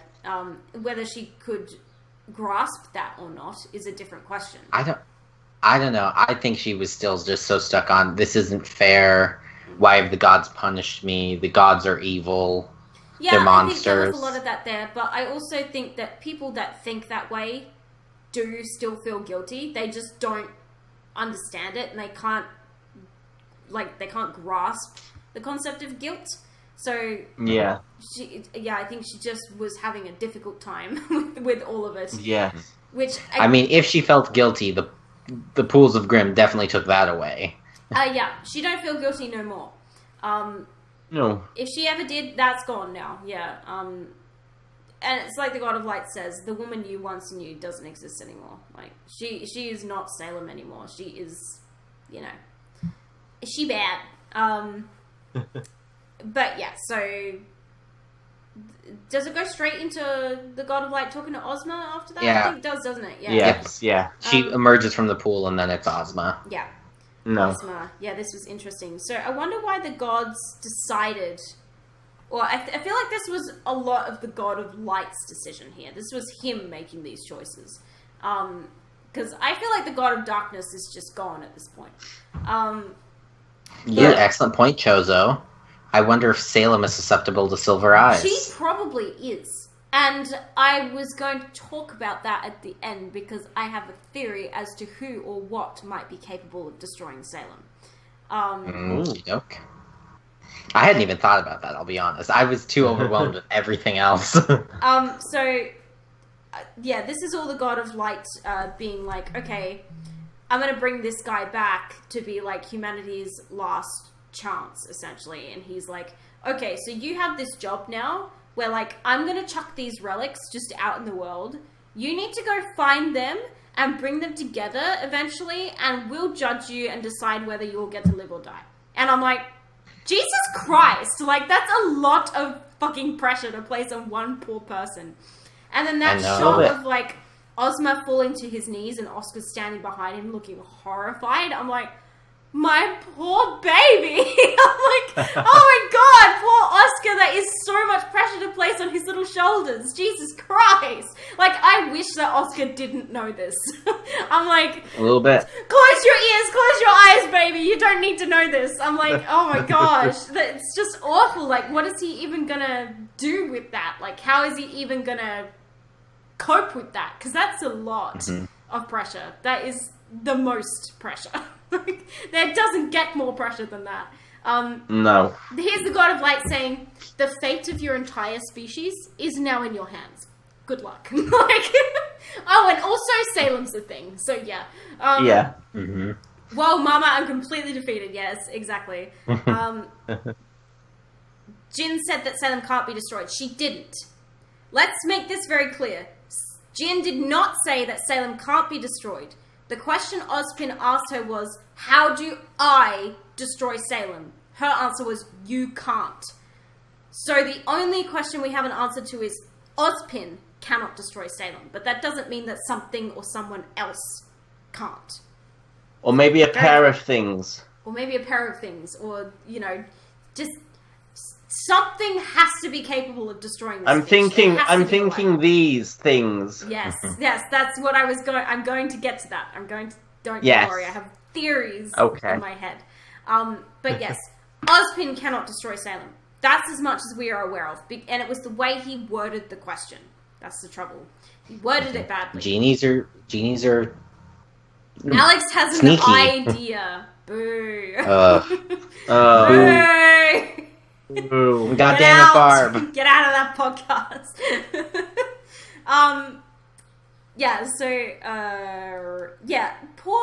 Poor Ozma, and I love the way that, the God of Light is saying, I'm gonna give you this chance to go back, but you have this monumental task to do, and also, you're gonna reincarnate until it's finished. And then Ozma's like, yeah, no. He's just like, nah, thanks. I'd rather die and be with the person that I love. And then the God of Light's like, oh, and also she's not dead, so if you go to the afterlife, she won't be there. And it's like, and he's like, okay, where do I sign? Yeah, he was like, okay, I'm gonna go back to Salem. And I don't think he really thinks about, once he hears that Salem is still alive, he does not consider the absolutely monumental task that he's been given here. Humanity is in his hands. And the way that the God of Light worded this was so weighty. And I wrote it down, the entire thing he said down, because I was like, that is so... Please. He said, if your kind has learned to live in harmony with one another and set aside their differences, we shall once again live among you. And humanity will be whole again. But if your kind is unchanged, if you demand our blessings while still fighting amongst yourselves, then man will be found irredeemable, and your world will be wiped from existence. Essentially, not good. No. Ozpin been walking around for thousands of years with this playing in his head constantly, and seeing humanity fucking fall over itself all the time, constantly fighting amongst themselves, constantly at odds with the faunus, constantly at odds with each other, the kingdoms constantly fighting. We know there's been multiple wars that have been fought between kingdoms, and humanity is incapable of harmony. So they were doomed from the fucking start. And the gods, I don't know if they knew this or not, though, that humanity was doomed from the start. Because humans are destined to repeat their history and destined to constantly bicker and fight amongst one another. They're just not capable of a harmonious existence. And Ozpin probably knows this and knows that he is on the losing side here. He's like, I cannot do what the gods have asked me to do. This is not possible. And like, this must be going through his head. And so I think at this point, he is not trying to bring the relics together. He's trying to stop Salem from bringing the relics together. Because he knows that once she does, the judgment will happen. Because exactly, if humans are found to be irredeemable, your world will be wiped from existence. Yeah, essentially. AKA, she gets to die. Well, yeah. I mean, it's all right for Salem. What about the millions of people that live on Remnant? The God of Light did say that about Salem, that where you see comfort, you'll only find pain. Yeah, he wasn't wrong, exactly. Yeah, so it's like, I feel really, really, really bad for Ozpin, having been walking around for so long with this constantly in the back of his mind. And in recent events as well, he is actively trying to stop Salem from bringing about the judgment. And I just feel really bad for the guy. Like, that is a shit ton of pressure. And like, when he first goes back to Earth, he just kind of forgets about it and pretends that it doesn't exist. Until he ends up having to tell Salem about it, which is his biggest mistake, is telling Salem about all of this. But I think you skipped over the fact that we actually got to see all 4 relics. We did, yes. So we know what they look like now. And I found it interesting that Choice was a crown. I have a theory about that. Yes, I'm sure you do. Enlighten us. Well, the first thing that was interesting that was confirmed by this is that a lot of people, after we saw the lamp at the end of last season, were like, wait, this looks like the symbol for Haven Academy. So people were like, well, if you look at Atlas looks kind of like a spear, and Vacuo is a bunch of swords. But then Veils was like 2 axes and an olive branch. People are like, I don't really know what that would be. But it's interesting now to know that the Relic of Choice is a crown. And I'm going to go ahead and say that the Relic of Choice was kept under Beacon Academy in the vault, probably. I mean, probably. But Oz did say that he made it a little bit harder to find than all the other relics, so I don't think it's even at Beacon Academy. Yeah. Well, the thing that I have a theory about that with is, in the world of Remnant about the Great War, I always talk about this world of Remnant. I love it.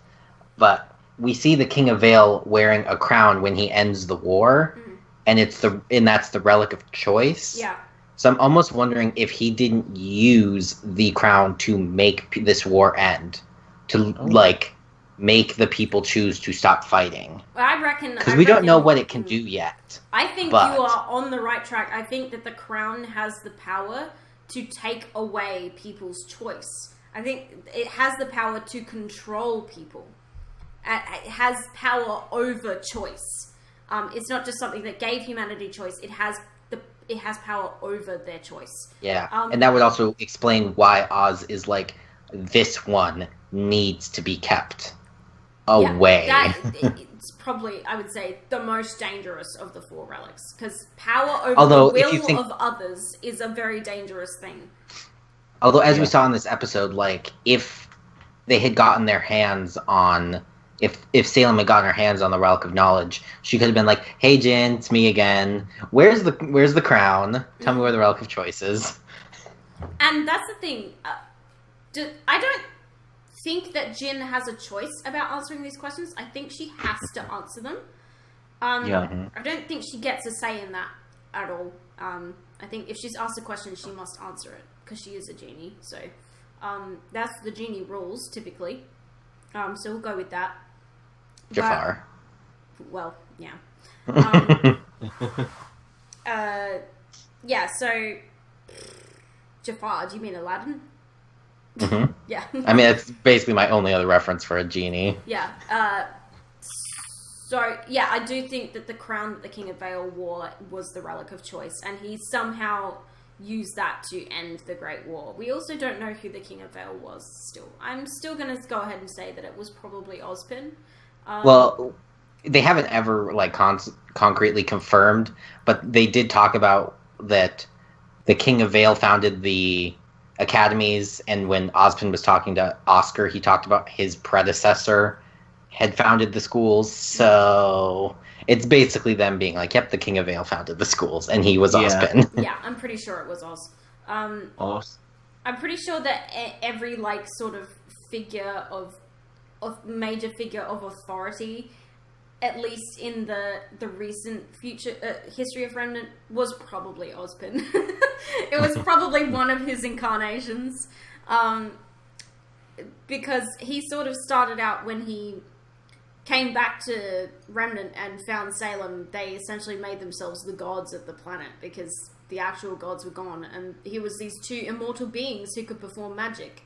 And of course, humanity, being the stupid shits that they are, just bowed down. The hearts of men are easily swayed. They're easily swayed. Yeah. All I could think of was Lord of the Rings every time they said that. The hearts of men are easily corrupted by the One Ring. And I was like, oh, for fuck's sake. I hate humans. But Don't we all? we're so predictable. But, you know, it's human nature, I guess. But, yeah, so when I found that they showed Ozma's first reincarnation to us, really interesting. So the very first time he ever inhabited somebody else's body and shared their mind was very interesting. Yeah. And Oscar's little line of he didn't know. When somebody asked Ozma who he was, and Oscar was like, he didn't know. Yeah, Larissa, that is what I meant. That Ozpin's predecessor was the king, not Oscar's predecessor. Also, we got a confirmation about one of my other theories that I had last week, which was when Ozpin reincarnates, are the hosts that he inhabit, do they become immortal until they're killed? No, they do die of old age. We did get confirmation about that. Ozpin has probably died of old age a lot of times. So, he has... Oh, I don't know about that. Many lifetimes. Well, how long has it been? If it's been thousands of years, then he has had a lot of lives. Well, I'm just saying, I think that Ozpin would have died quite a bit in battle. True, but he's probably died of old age a lot too. I mean, we did see him die of old age twice. Twice, Yeah. We actually saw it twice, yeah.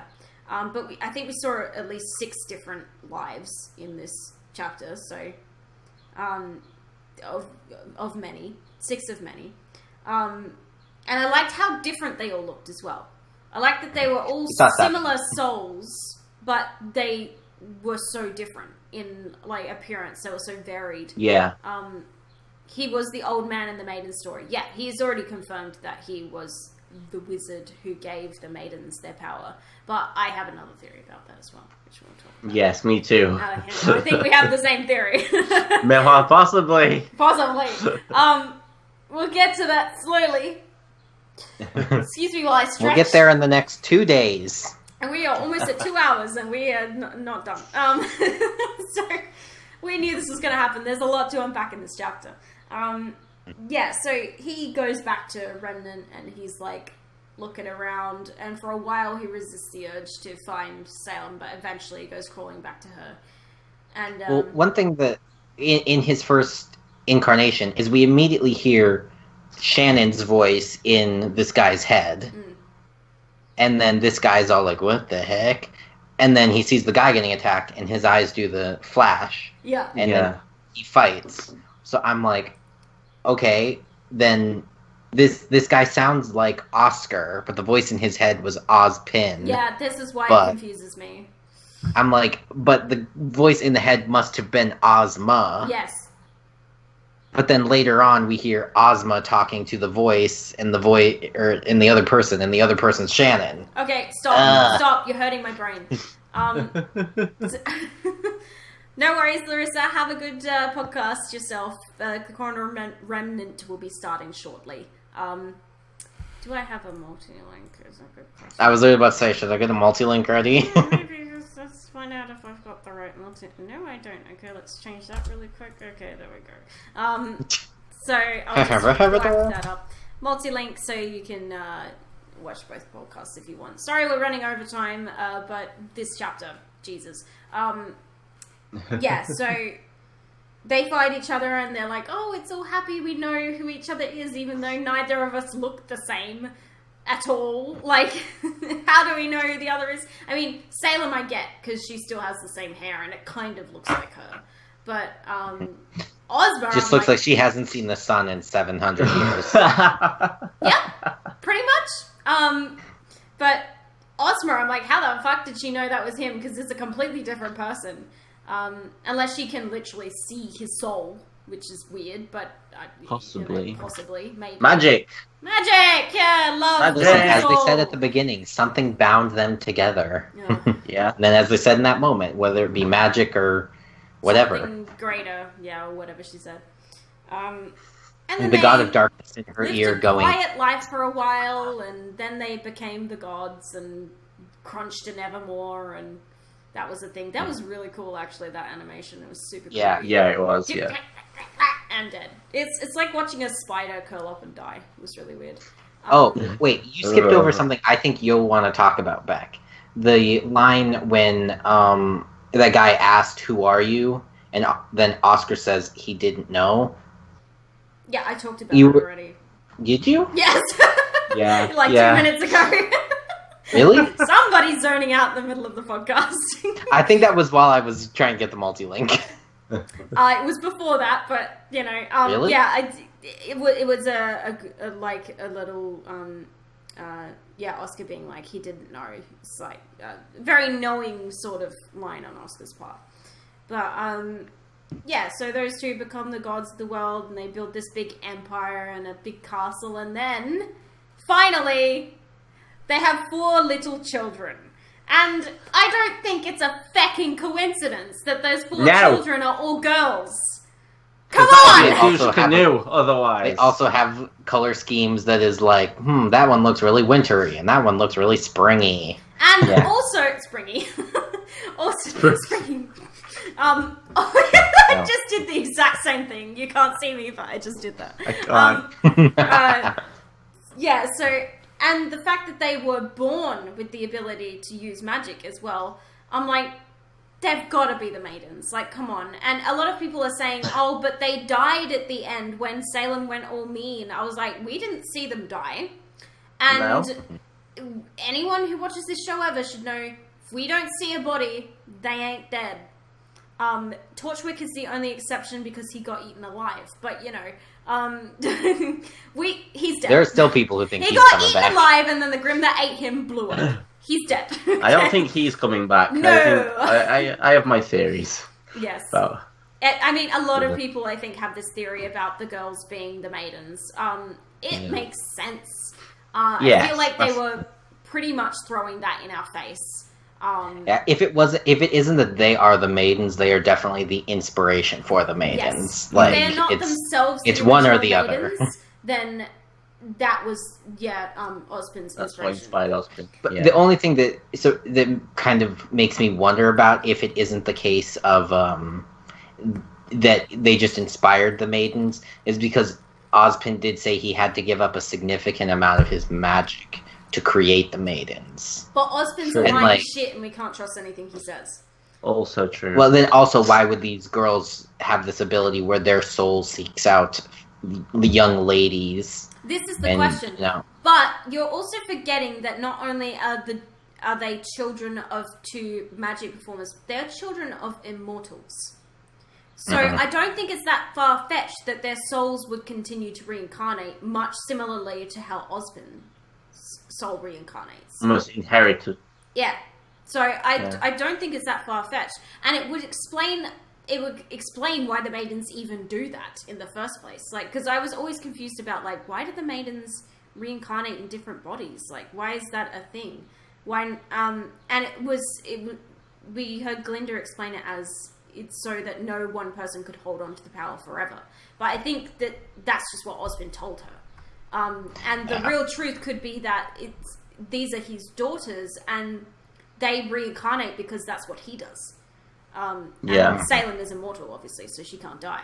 But, so that is my working theory. I feel like that's a very strong possibility that these 4 little girls are the original maidens. Yes. I don't know if it were me either, but I thought the colour of the eyes in the children was interesting. Yes. They all definitely bared a very distinctive colour theme. Each of the 4 girls. And I found it interesting that they were all blonde too, because that ties into another theory that I'll talk about in a minute. But, Cory shakes his head at this theory. Listen. He knows what I'm talking about. But, yeah, so Ozma, just, his biggest mistake was keeping all of this relic stuff to himself for way too long. He should have put this out in the open from day one. Not that it would have changed anything. Probably would have brought all these events about much sooner than they actually happened. Because Salem is who she is and she can't help her desire for destruction. But yeah, I mean, damned if he does and damned if he doesn't. But the way that he goes about things is not the right way. He needs to go about things differently, because it's just biting him in the asshole every time that he bloody keeps things from people, and then they find out. People will always find out the truth. It doesn't matter what it is. If you keep something from someone, they will find out the truth sooner or later. And it's better if it's from the horse's mouth than somebody else's. And, like, that's just a rule of life. And Osmond is not following this rule, and it's driving me insane. I'm like, dude, you need to tell people shit. Because they will find out if you don't. And that's what happens here. So, I'm wondering now if there's not going to be some sort of consequence for Oscar through Ozpin for literally spilling the beans to everybody. I don't think Osmond's going to be too happy that Oscar did that. But at the same time, I feel like he's also going to be understanding. Yeah. Oscar's responsibility. What you gonna do about it? Yeah. Bitch, what you gonna do? You're inhabiting my body, not the other way around. But Ozpin can take control of him if he wants to, so that's a little bit scary. But so far he well, as we can see, Oscar can fight back. Well, yeah, I mean, so far Ozpin has almost always asked for permission. There has only been one instance where he did not, because Oscar was in very real mortal danger. And as we're seeing here, Oscar can take back control. It's just a very difficult thing for him to do.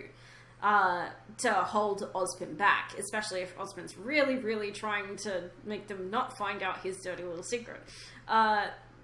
Which is actually a very big, dirty secret. It's not little at all. It's a big, dirty secret. Or multiple secrets. So all of that goes awry when he tells Salem about everything, and she, dives off the deep end because he tries to take the children and leave in the night. Like, this is going to go well, Osmond. What are you doing? Like, this is a bad idea. She's immortal. She don't need sleep. No. Does she sleep? There's a question. Does she sleep? Does she eat? We saw her drinking tea, but does she need to drink tea? Was she just drinking tea because she wants to drink tea? I'm gonna drink my own tea right now. These are the questions. These are the questions. Does she need sleep? Does she need sustenance? She can't die. Does she need these things? Probably not. No. Does she do them because she wants to? Maybe. Because if you think about it, like, tea. the Grimm, they've talked about how the Grimm don't need to eat. They just eat because they want to. I mean, the Grimm aren't alive, though. They have no souls, so that's why they don't need sustenance. But she is Grimmified, so I'm wondering if the immortality plus the grimness just means she just doesn't need any sustenance and just does it because habit or wants to or something. Chozo, how do you know what kind of tea I'm drinking? That's really creepy. No. Oh, Gray's my favourite tea. Piss off, Ace.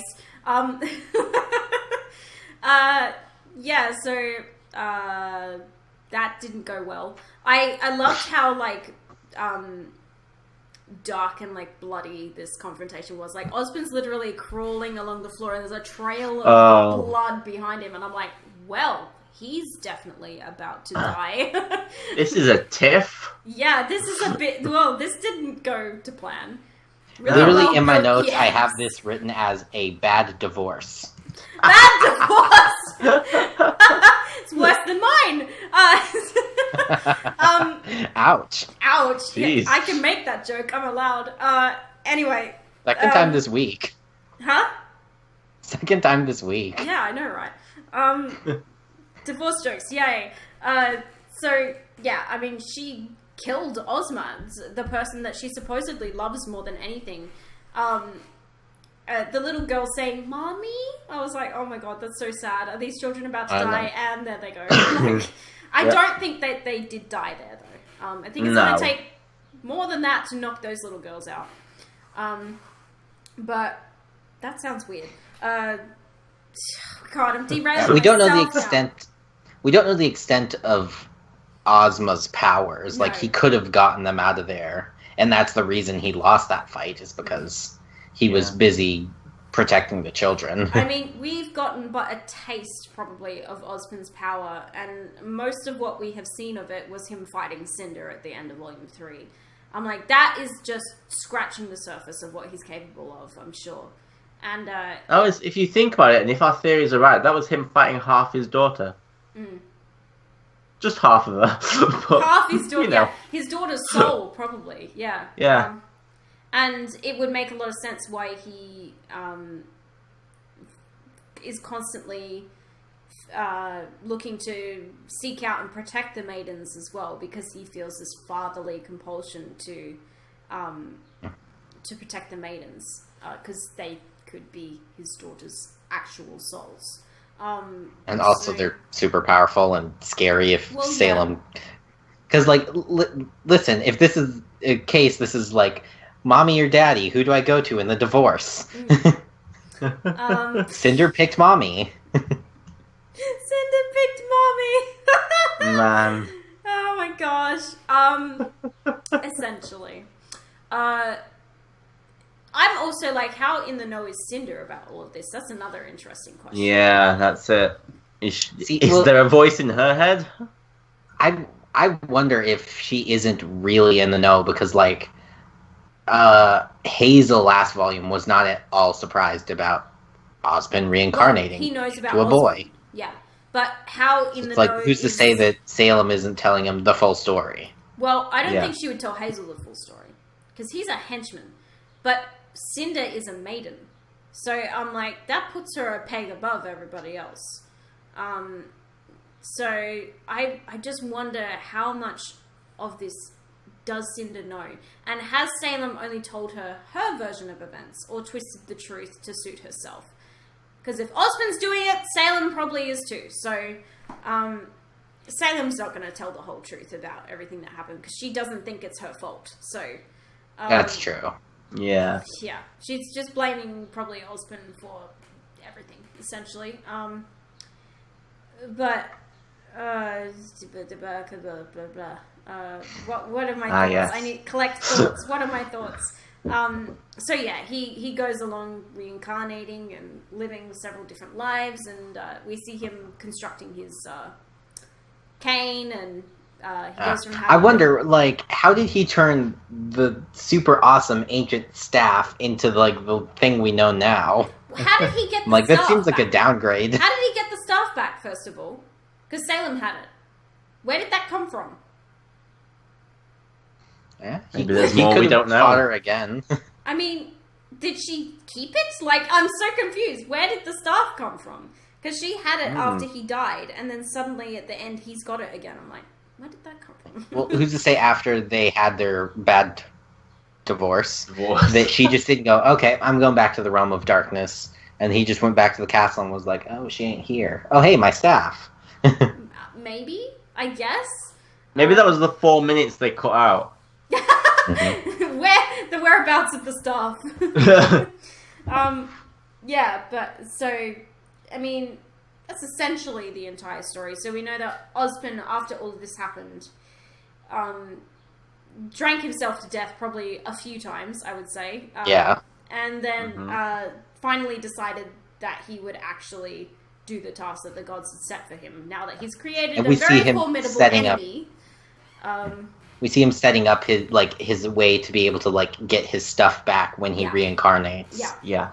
We see him going through the motions and, like, learning to live with the people that he's paired with is how Jin put it. And somebody on the Rewind made an interesting point that Osborn has had many lives. He's had other families. They showed us one of his other families. How many children does he have? Like, he could have a lot of children. That we don't know about. I was wondering about with this is, like, aura and semblances are... we don't know if they were a thing in the ancient world. But, like, I'm wondering if, like, Ozpin over all the years hasn't had enough kids that there's just, like, a seed of magic in literally everybody in the world. Because it's been that long, and that's what aura and semblances are. I don't know if it's, like, everybody. Because we don't know exactly how much time has passed in all of this. I love the idea, though, that Ozpin is related to everyone now. In some way, yes. He has essentially single-handedly populated the world. Yes. Ew, that is a disgusting thought. Maybe Ozpin won custody of the staff. She gets to keep the Dark Realm. He gets the staff. I'm gonna quote Cory saying Cinder picked mommy. Oh god. Let's put that quote in there with absolutely no Raven context didn't pick anyone. Yeah, Raven's too edgy for that. Yeah, Raven's seriously. Raven's the middle child. She's like, no, I'm not here for that. Raven's the neglected middle child of 5 children. Yes, that's it. Yeah, so it's pretty much the entire story, and then obviously at the end, Ozpin goes to Jin and asks his questions. He asks, where are the other relics? So he knows where they are. What was the second question? I can't remember. What powers do they possess? What powers do they possess? So he knows what the relics do. And then, how do I destroy Salem? How do I destroy Salem? You can't. No. And I didn't talk about the Ruby Girls throughout all of this because I loved seeing them in the background of the scenes. I felt like every time we saw them was appropriate. It didn't really feel out of place except for when we saw Blake and Yang because all they did was look confused. But like every time we saw them was appropriate. It didn't take away from the scene. It didn't take us out of what was going on.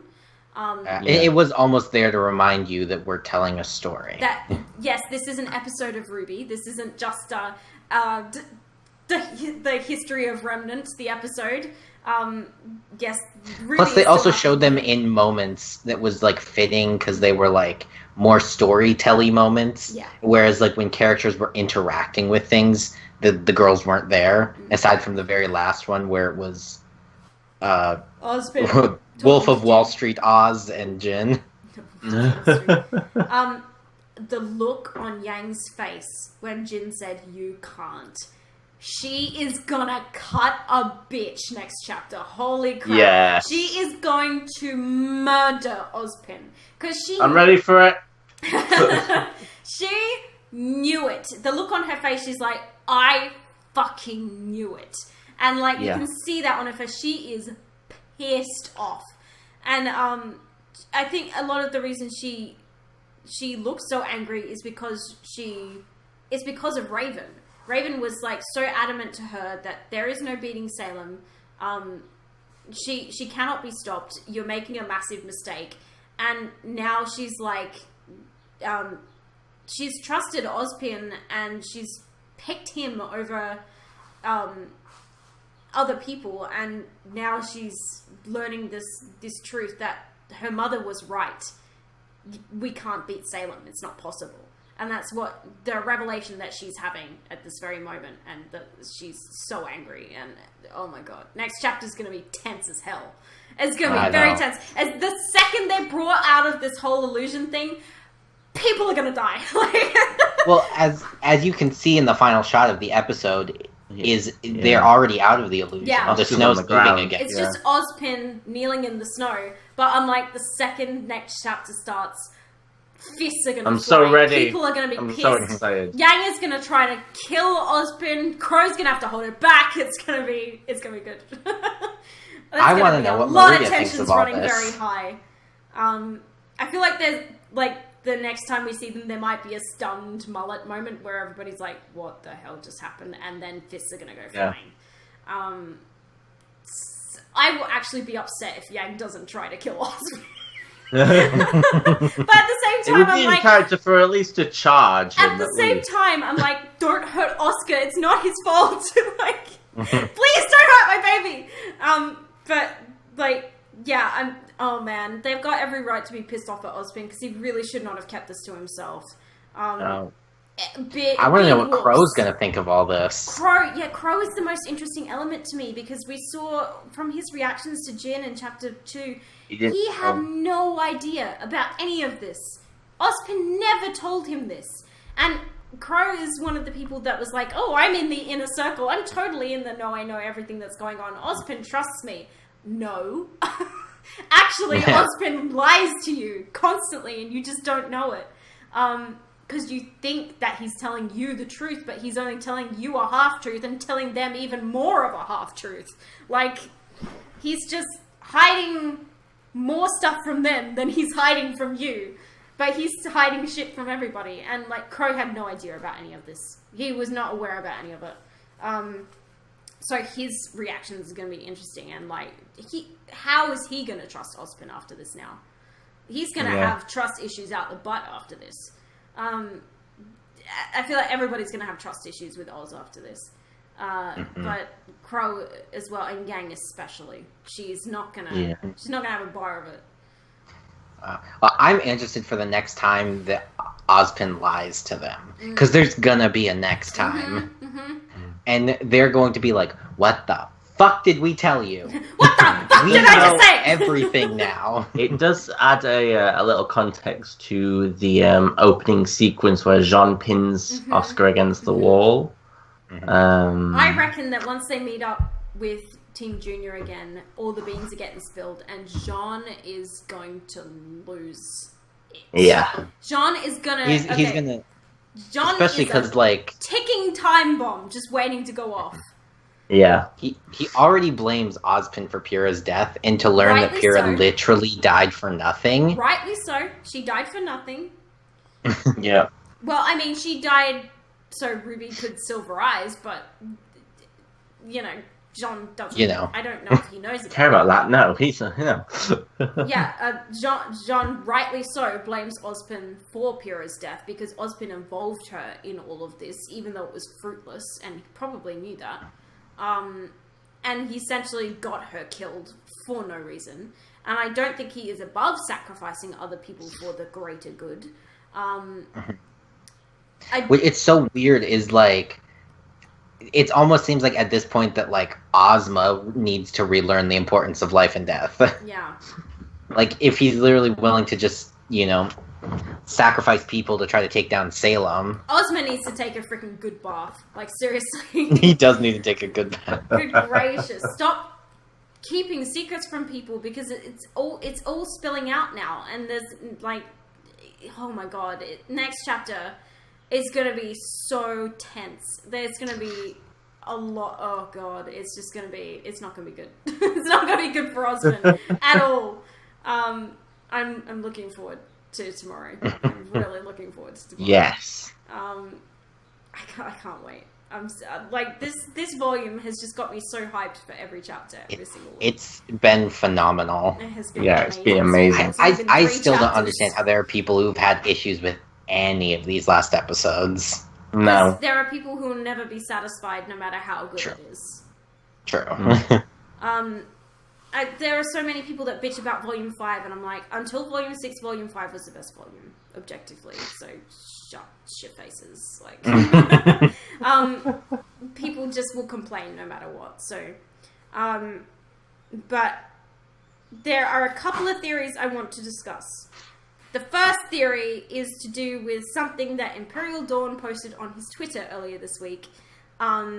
He noticed in the background of the shot first showing Salem in chapter 2 that there is an emblem behind the mirror that is the jewel that is in Salem's dress over the top of what looks like the emblem from Jean's shield, the Arc family emblem. Inverted. Now, we know that shield was his grandfather's, so that is his family's emblem. It's been passed down to him. It's just turned up the other way. But it is the same symbol, from what we can see of it, at least. We haven't seen the whole thing. But it is not there by accident. That was put there very, very deliberately to stir up this kind of discussion. See, I don't understand how anyone can hate Volume 5. Volume 5 was great. Except for chapters 14 and 9. The rest were great. There's a very intense working theory going on here with the Ark family that revolves around this emblem being shown in this shot. And after seeing the 4 daughters of Ozpin and Salem, and they are all blonde, I'm like, come on. They're basically throwing this in our face at this point. I am with the people that are working with the theory of the Ark family are descended from Salem and Ozpin, which is very interesting, because if that is the case, I wonder what hidden powers Jean might possibly possess that he has yet to unlock. And also the fact that Tyrion in Volume 4 pointed at Jean and said, "You do interest me." That was so deliberate, and we all knew it at the time. We were like, what does that mean? Why is he interested in Jean of all people? Yeah. Now we have this extra information, and I'm like, holy shit, is Jean a direct descendant of Salem and Ozpin? That, oh my goodness, if that's the case... Especially with the way the god of destruction was erasing Ozma, the same way as Pyrrha. Yes. Yeah. Maybe just symbolism, but still. Mm-hmm. Oh boy. And if that is the case, if the Ark family are direct descendants of that line, what does that mean for Jean? Is my big question. I've always known that Jean is important. He's a very important character. He is going to have some huge significance to the story. And I feel like that might come about in this way of him being descended directly from Salem's line. And why did Tyrion point out the fact that Jean interested him? Salem obviously knows something and has told them something about Jean, because where else would Tyrion have gotten that information from? If Jean is Salem's descendant, she knows it. And that's really scary. Because, the very thought of Salem being interested in Jean, I'm like, don't touch my boy. I'm like, get away from Jean, holy crap, he is too pure for you. Good gracious. It scares me. I don't want to think about it, because I'm like, oh my gosh, if that's the case, then this is going to become very, very important in the story before too long. I know. I was on board with this theory last week when we talked about it, but I'm just kind of like, after this episode, them not confirming that for us. Of course they does kind of. They want us to keep talking about it. It does kind of lessen my belief in it a bit. But at the same time, I can also understand that maybe they'd want to save that reveal for when Jean's there. But the blonde children, Cory. He's a natural oh my god, blonde, those blonde people. I just feel like there are so many things in there that I'm like, this can't be a coincidence. This means something. This has to mean something. Why else would they put this in here? Every detail in Ruby is so deliberate. That's the thing. Monty has had this whole thing thought out for so long that every single detail that is put in this show is there for a reason and has a purpose. I've got to talk about this because Eddie talked about this on the rewind. They asked him, has the ending for Ruby been thought out? And his answer was, hesitate, yes. He hesitated. Now, I think that his hesitation says a lot more than he meant it to. But yes, the ending for Ruby has been thought out. I mean, I wouldn't expect the ending to not be thought out at this point. I would say the ending's been thought out since the beginning, before, probably. Yeah, I think there are some details that they're like, this, and this will happen, but maybe this happens, or maybe this happens, or this or this. Yeah. And then, Like- of course, they don't have Monty's guidance on absolutely every little detail now, but they know. We know that Miles and Kerry at least know all of the story beats. They know what needs to occur and when, and how it's all supposed to end. The thing about writing a story, though, is you often write the beginning, you write the end, and then you figure out everything in between. So the beginning and the end are the first things to happen when you put a story together. And everything else in the middle just kind of works itself out. Or you work it out. The theory the crescents were turned upside down as a symbol of shame. No, I don't think so. I think it's just evolution of this emblem over time, maybe. The only other thing, though, that makes me kind of about that is that, like, we don't see that symbol anywhere in their new residence. Like, we see it in her tower, but we don't see it anywhere, like, in her family's castle in that shot. No, we don't. But I think that, again, it was a deliberate omission so that they're not making it too obvious. And also, there's also the fact that Ozpin admitted Jean into Beacon Academy. And I've always wondered if Ozpin knew that Jean's transcripts were bullshit. I've always wondered that. I think I've always thought that he did know. Yeah. And we know that... okay, I'm going to go back to Volume 1 here. Because Volume 1, when they were in the Emerald Forest doing their initiation, Ozpin was watching his tablet and Glinda was trying to get his attention. And we saw Pyrrha and Jean. We thought he was watching Pyrrha. I wonder if he was actually watching Jean. I've always thought he was watching Jean. Because his, like Glinda says, he's probably better off than Miss Nikos. And he's like, And, like, I feel like there's so much meaning in all of these little things now because we have this new information. I'm like, does Ozpin know that Jean is a descendant of his line? And, like, that's creepy. What's going on there? Like, what does this mean? I need to know what it means. It's driving me mad. I don't know, because, like, as we talked about, how many kids has he had at this point? Like, would he keep tabs on all of his descendants' kids? But, like, I'm talking about specifically his and Salem's line. I'm saying the Ark family could be a direct descendant of that line. But he's had other lines. He's had other families. But that's not the Ark family bloodline. Because Salem's not involved in those transactions.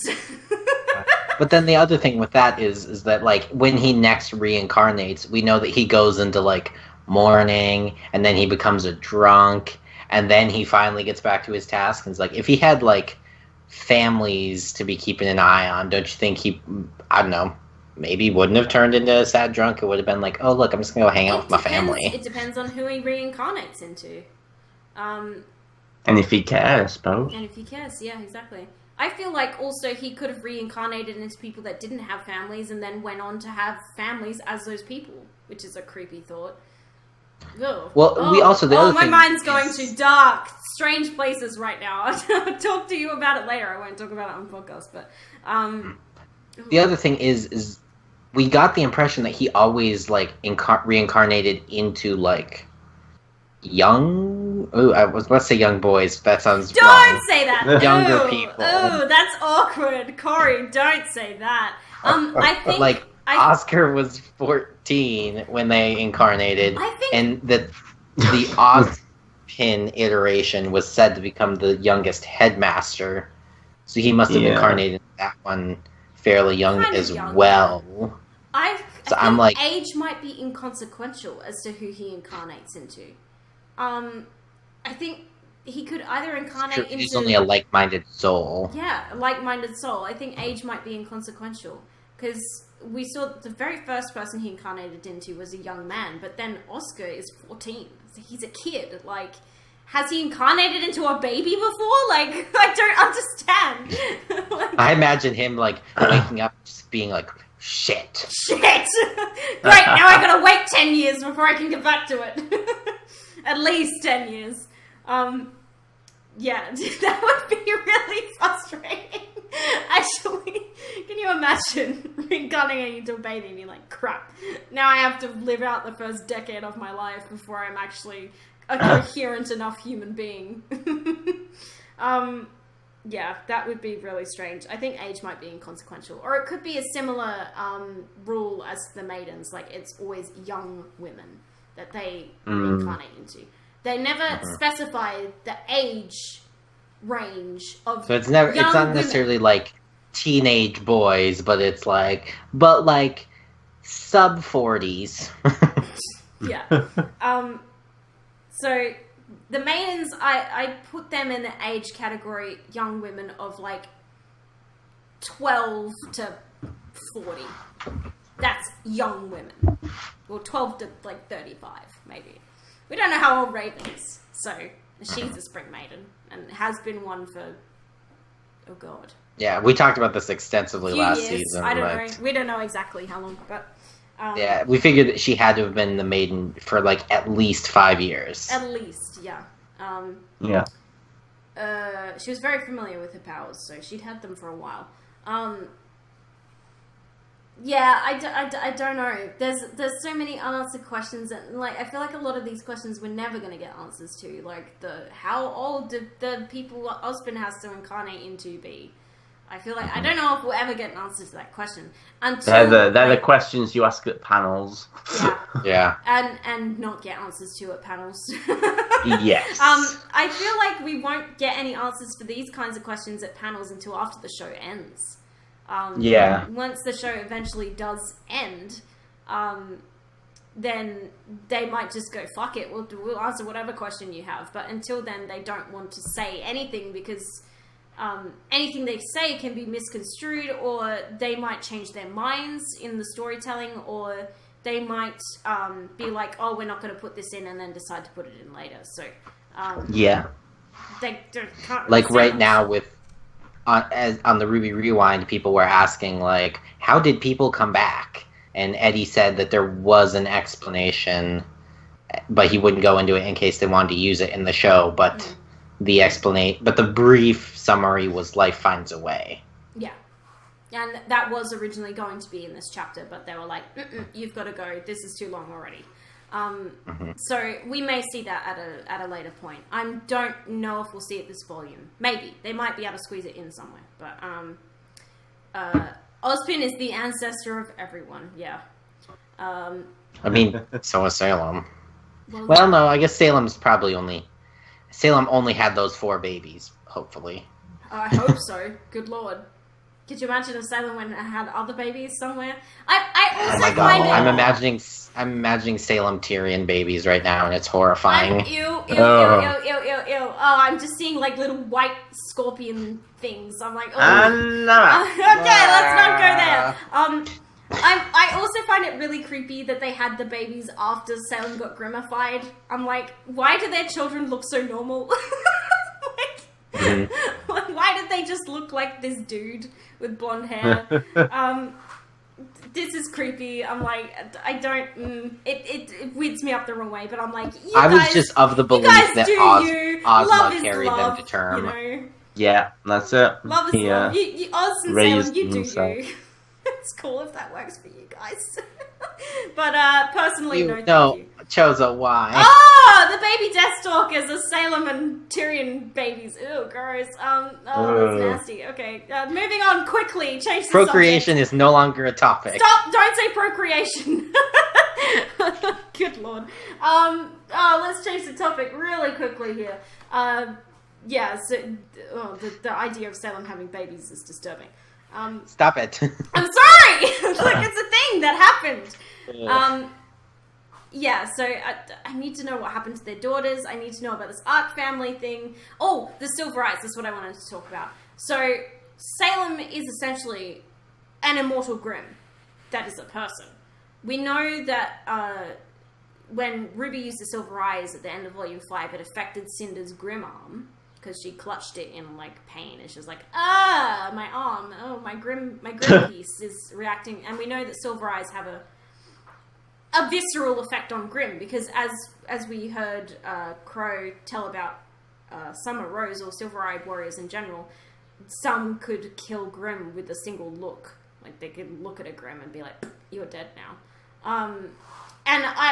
After we've learned all of this about humans previously having magic, I'm wondering if silver-eyed people are just special in that maybe they either have descended from Salem and Ozpin's line, or it's just a random event that sometimes occurs, and these people are born with this freakish power. I'm leaning more towards random event, perhaps. That, like, some people are born with silver eyes, and they can do this weird magic stuff with it. Yeah. And I do think it is magic that's left over from, what the world was before. And I also think that silver-eyed warriors, not just Ruby, but silver-eyed warriors in general, are going to be very important in eventually defeating Salem. I feel like it's the only thing that makes sense that we know of that could possibly take her down, because she is a Grim, essentially. So yeah. And we know that was actually something I was just thinking about. Is it's like, does Salem have a soul anymore? Like, I don't know. She's Grimified, but we know that Grim are monsters without souls. So, does she still have a soul, and that lets her remain kind of human, or does she not have a soul? I think she still has a soul, but she's just not a good person. But then, if she has a soul, it's like, well, then would the silver eyes work on her? Because I don't understand how the silver eyes. But Cinder has a soul, and it worked on her. Well, but they've said that her. Raven said, your aura can't protect your arm, it's Grim. Yeah. So her aura only goes to here, and then her Grim arm is unprotected. Just flopping out in the outside of the auto shield, yeah. But I also have another theory, and it's to do with the silver-eyed warriors. At the end of Volume 3, when Salem was doing her big speech thing, and she's talking about how Ozpin is going to send her, his, I think her words exactly were, know that you send her to the same pitiful demise. And she's talking about Ruby. I think I might know how Summer Rose died. I think Salem killed her. I mean, they have kind of implied. I think that Ozpin, because we know that Summer Rose was part of Team Stark. We know that Team Stark was well in the know about all of this. We know that Team Stark was going to be Ozpin's kind of weapon against Salem. Same as what he's doing with Team Ruby, because again, Ruby has silver eyes, and she is Summer Rose's daughter. I think that Ozpin sent Summer Rose up against Salem, and she lost. And Salem killed her, and that's what happened. So that's what I'm going with. I'm going with that is how Summer Rose died. Salem killed her because I agree with that. She was trying to use the Silver Eyes to destroy Salem and failed. And I don't know, because he's sending Ruby down the same path. Because from what we've heard of how Summer died, it sounded like she died she was just going out on a routine huntress mission. I mean, that's how Yang described it, but she was a child at the time, so... But you don't think that, I feel like if Summer was going on this big mission, she would have almost, said goodbye beforehand. Maybe she did. I mean, again, Yang was a child at the time, so she probably just, maybe, if that was the case, she just didn't understand. I still think Salem definitely had a hand in Summer's death. Especially because, Hazel talked about, we've dealt with their kind before. Yeah. But I just am I don't know if she was necessarily I'm just off to fight Salem while my 1-year-old baby's at home. Yeah, and also, I'm just thinking about, the conversation at the start of Volume 4 at Salem's table, where they're talking about Ruby, and Salem, changes her tune and is like, Tyrion, you go find the girl that did this to Cinder and bring her to me. And, yeah, she doesn't want them killed, is the other thing. No, which is interesting. You think if it was the one thing that could kill her, actually, she wants to die. Maybe she's like, come here, okay, do the thing. That would be a massive plot twist if, like, she had Ruby brought to her feet and was like, okay, kill me now. But then that wouldn't make sense to the Summer Rose theory. I would be like, why would she kill Summer then, if Summer was the only one that could kill her? I think it's going to take more than one Silver-Eyed Warrior, and I feel like Ozpin tried to send Summer up against Salem, and she just wasn't enough. And Salem was like, lol, bye, bitch. And just like kind of flicks her out of existence, probably, is how that went down. But oh, wow. In my head, it was like an amazing, magnificent battle, and now it's just... Yeah, snap, gone. Yeah, that's how I imagine it. Because Salem is very formidable. We saw what she did to that Nevermore. Like, who's to say she couldn't just... Through that. She couldn't just grab, you know... And that Nevermore Ruby was her showing off. So, like, yeah, she was making a display out of that. So, yeah. And now he's like sending Ruby down the same path. And the other thing that backs me up on this is Red Like Roses Part 2, because that whole song is Summer telling Ruby, "Don't make the same mistakes I did. Don't throw away your life for no reason." And I'm like, oh god, these words suddenly have so much more meaning if this is the case. If this is how Summer died, and this is what Ozpin is trying to groom Ruby to become the Salem bomb, essentially. Not good. And also there's the introduction of Maria and the intro and like going through Maria's eyes and through Ruby's eyes. Silver eyes have a massive significance, and I think they're gonna... The significance of the silver eyes are going to be realized to some extent in this volume. Maria knows something. I reckon she was a silver-eyed warrior, and she's blind now. But I hope in the next few episodes they finally mention it again. I mean, we've derailed kind of with all of this stuff, but let's get back to the point on Volume 6 now. Okay, Volume 6, go back to the point. Who's Maria, and what's her deal? Like, that's it, yeah. That's so many just delicious theories going around. I hope we learn more next episode about her, to be honest. Yeah. I'm not sure that we will, because I feel like there's going to be a lot of backlash after everything we've just learned before we actually get to learn anything else. Yeah, we're going to need them to have, like, set up camp somewhere, and it's a quiet night for them to be like, okay, so Maria, tell us about yourself. So, the scene in the trailer where Maria's sitting on the bike and Yang's wheeling her and they're all walking through the snow, and Ruby's got the relic, do we think we're going to see that next chapter? Yes. I think so. I think so. Because we talked about how, like, we don't think they were going to show us really anything beyond episode 4 in the trailer. Yeah, I wouldn't say so. But the other thing I noticed, that shot that we were talking about last week with the guy descending, who we now know is Ozpin 2.0, Ozma 2.0, is like, that shot wasn't in this episode. So, I'm like, are we going to talk even more about Ozma 2.0, even though we've kind of already covered his entire story, literally life to death? We don't know about the staff. No, we still don't know about the staff. Explain the staff. Yeah, so I feel like we're going to see Salem next chapter, definitely. We're going to go back to her, because we've just had a whole big dump about her. And we're going to see backlash from everything we've just seen, and then maybe that scene of them walking through the snow as well. Because Oscar was kind of like way in the back in that scene. He was away from the group, so obviously everybody's pissed at Oz, and poor Oscar's copping it all.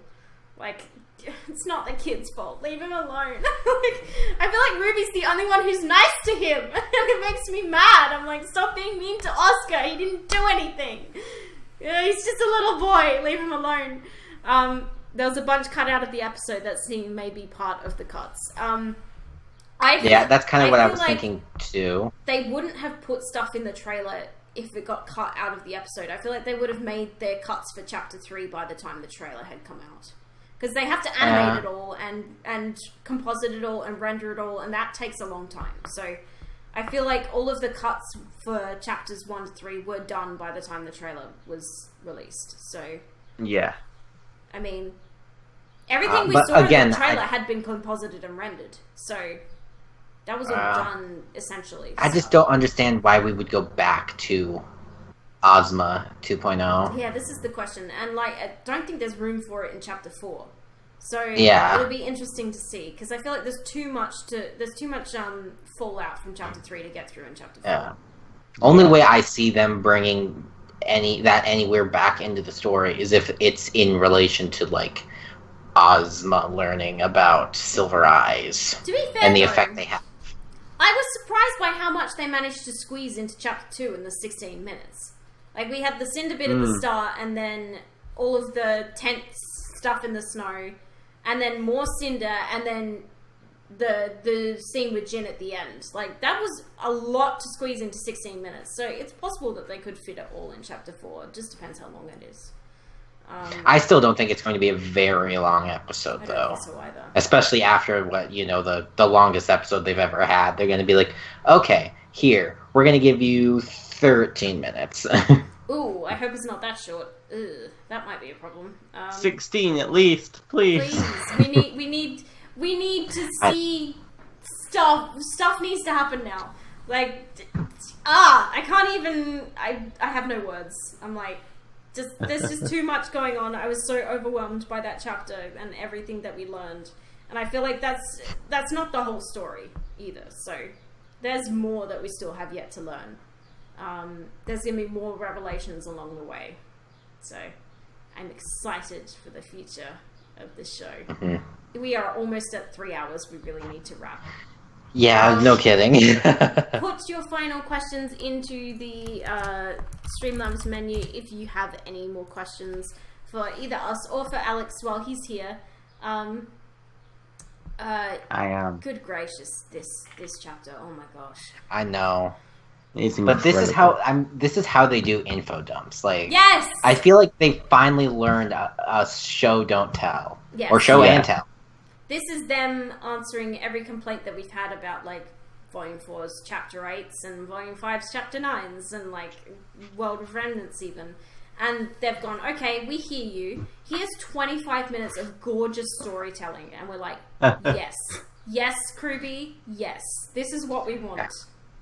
Like, could you have imagined if in episode 8 of season 4, when they were telling us about, like, the God of Darkness and, like, creating the world and stuff, like, if they'd shown us them sitting in this, like, in-between realm, just, planning out Remnant and stuff, planning out humans, like, that would have been so much more interesting. It would have, but I know why they didn't show it to us, because they I know were why saving they it all didn't for here. That's why. They knew that this chapter was coming. They've known this chapter was coming for a long-ass time. That's the thing. This whole story time thing, this chapter has been planned for probably years, I would say. It's probably obviously gone through rewrites and that kind of thing, and they've had to cut things for time, but this chapter is a chunk of story that has existed for some time. That they're like, okay, this chapter is going to be here. It's coming up. We're thinking about it, but it's going to be here. I have kind of a soft spot for a much needed talk. Really? I freaking hate a much needed talk. That's so boring. After watching it the second time, I was like, no more. I can't. It's just, I just skipped the talky bit about the gods, because I was like, after the first time, I was like, okay, I understand. Lord Chose has asked a question. What is Alex's favourite chapter from Volume 6 so far? There's only 3. Oh, it's got to be this one, without a doubt. It has to be. I would actually say Chapter 2, personally. Really? I feel like I would go 3, 1, 2. No, I loved Chapter 2. I loved Chapter 2 so much. I couldn't even explain why. I too am saying 3, 1, 2, yeah. Good lord, I'm in the minority. Rude. I mean, Chapter 2 was really good. It's just, like, if you compare it to the awesome action of Episode 1 and the amazing info dump of Episode 3, it was kind of just there. As incredible it was really good. as Chapter 3 is, it's very long. And overwhelming. When you watched it the first time. And Chapter 1, I really liked. I thought it was the best premiere of the show yet, but I had issues with some of that animation and stuff like that. I just had problems, and the fact that we lost Junior straight away, I was like, I don't like this. And Tweedledum and Tweedledee annoyed the shit out of me. And Chapter 2, I was blown away by Chapter 2 when I watched it, so that's why that one's my favorite so far. I've rewatched it like 14 times. No, not a word of a lie. I just love. But they have all been great. They have all been phenomenal so far. Yes. Yeah. They all were mind-blowing, exactly. I'm surprised that I'm in the minority on that. I love Chapter 2. I mean, listen, it is kind of a thing of like, pick your favorite child. I know, right? Yeah. They were all so good. I love the storytelling in Chapter 3, and like, but yeah, for some reason, I just love those scenes in Chapter 2 in the snow. I also kind of just disregard that the Cinder scenes even exist, but the first one. Yeah, see, well, that's the Cinder scenes are the reason why I kind of knocked that one points, is because like they're really interesting. The first time you watch them, yeah, I just really loved the other scenes so much that I just kind of forget about the Cinder ones. And I can't put Chapter 1 as above Chapter 2 because Adam's in it. I'm sorry, but I can't. I'm like, the tantrum scene kind of like, it doesn't ruin Chapter 1 for me, but it puts it further down the list. Because I'm like, I hate the tantrum scene so much. But that is Adam all over. Mm-hmm. Yes.